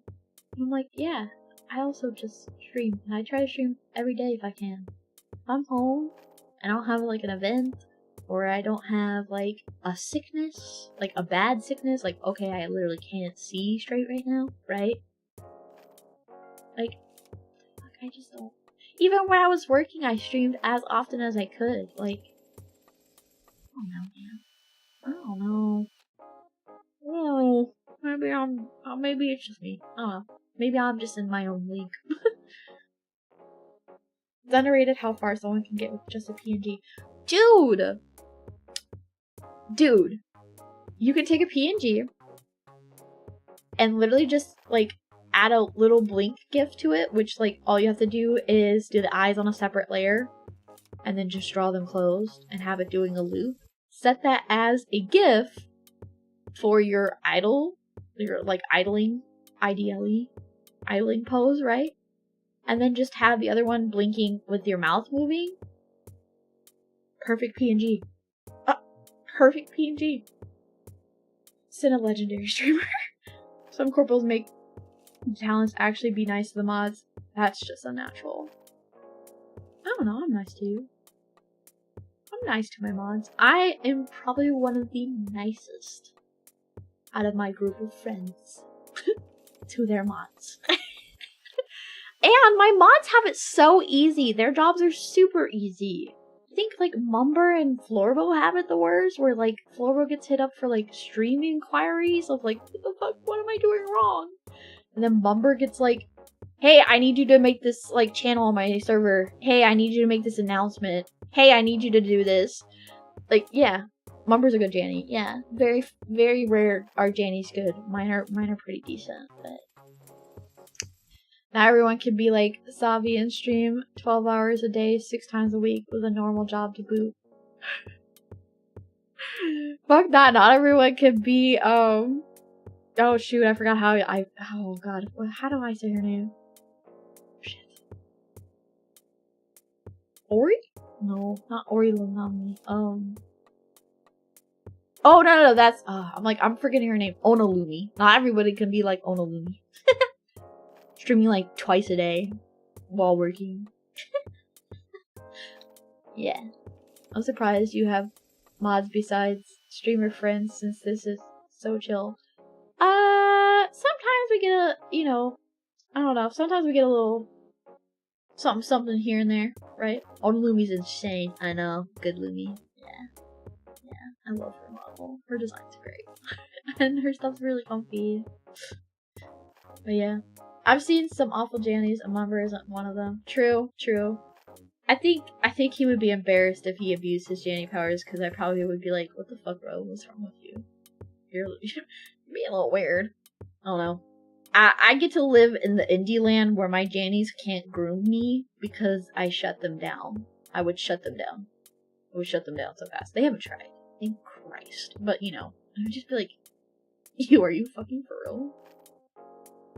On the internet? bro, what if I'm not even a real woman? Like, what the fuck? You're gross. Kill yourself. Grooming a bear is dangerous. Yeah, I'll just maul them. Emotionally.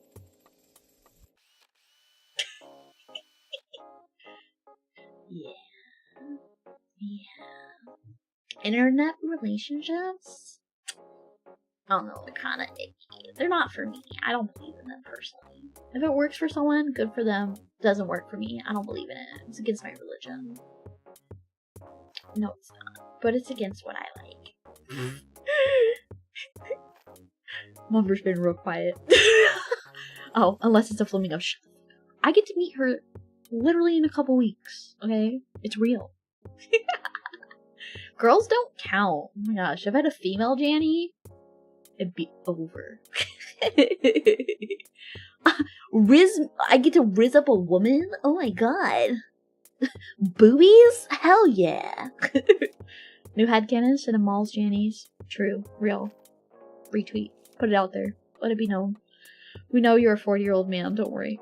Oh my god, guys. I just feel like so welcome and open here. Like, honestly, this is just like the best thing that I could have ever asked for, just to be real with y'all.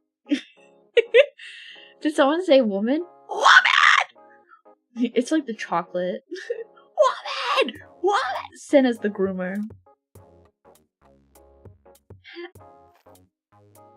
I don't think I can disagree completely. Most female friends that I make in the streaming business are saying I love you at the end of their sentences by like the second day.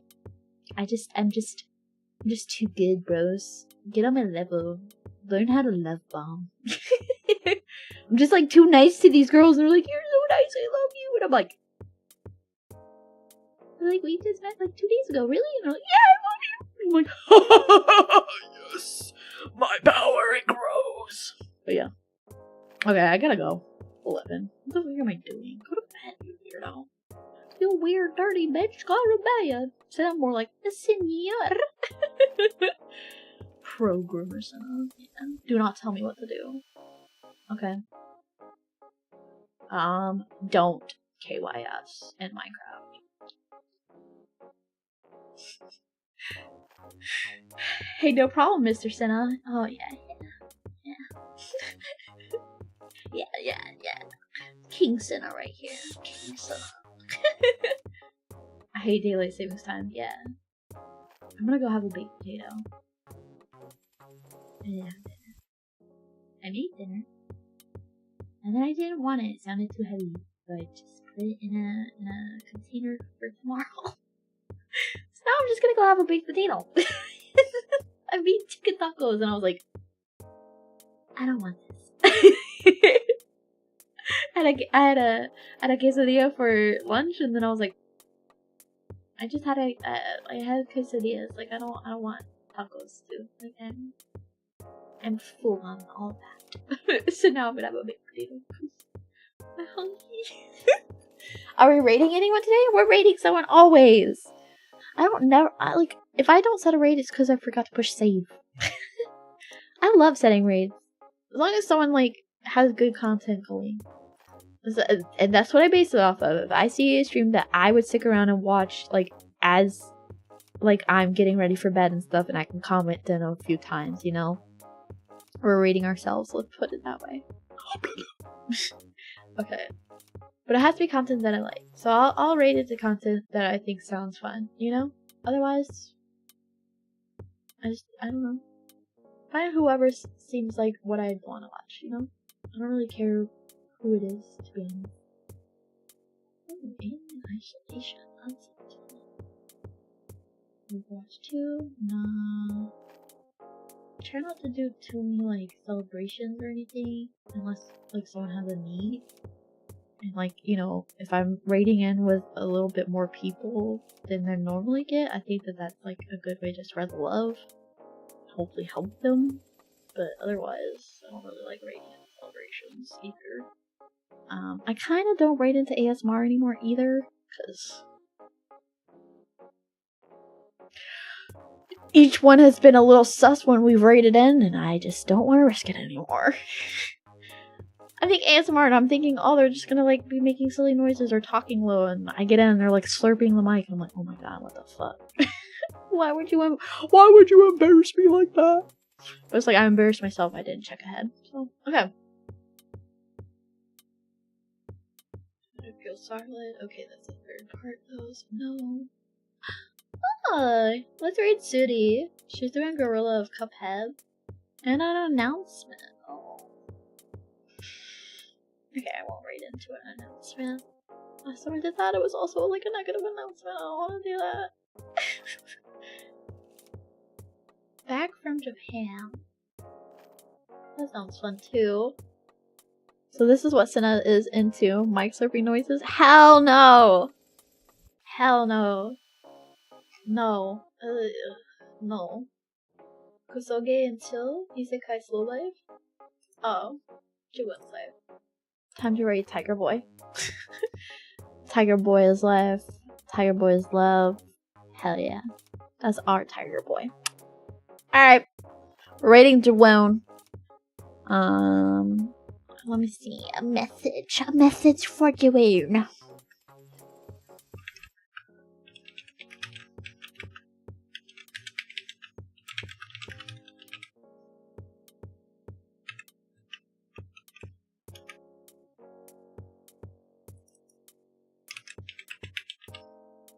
Okay, so this is the raid message. Okay, it's different. You know, if you're like, oh boy, don't worry. He's femboy. He's good.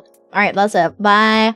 Bye. I will see you guys tomorrow. I think at either 9 or 9:30. Maybe even 8:30. Haven't fully decided. I gotta write out my schedule and release that either tomorrow morning or this evening. So, look out for it. It's 11:11. Make a wish, say a prayer. I'll see you guys tomorrow night. Bye.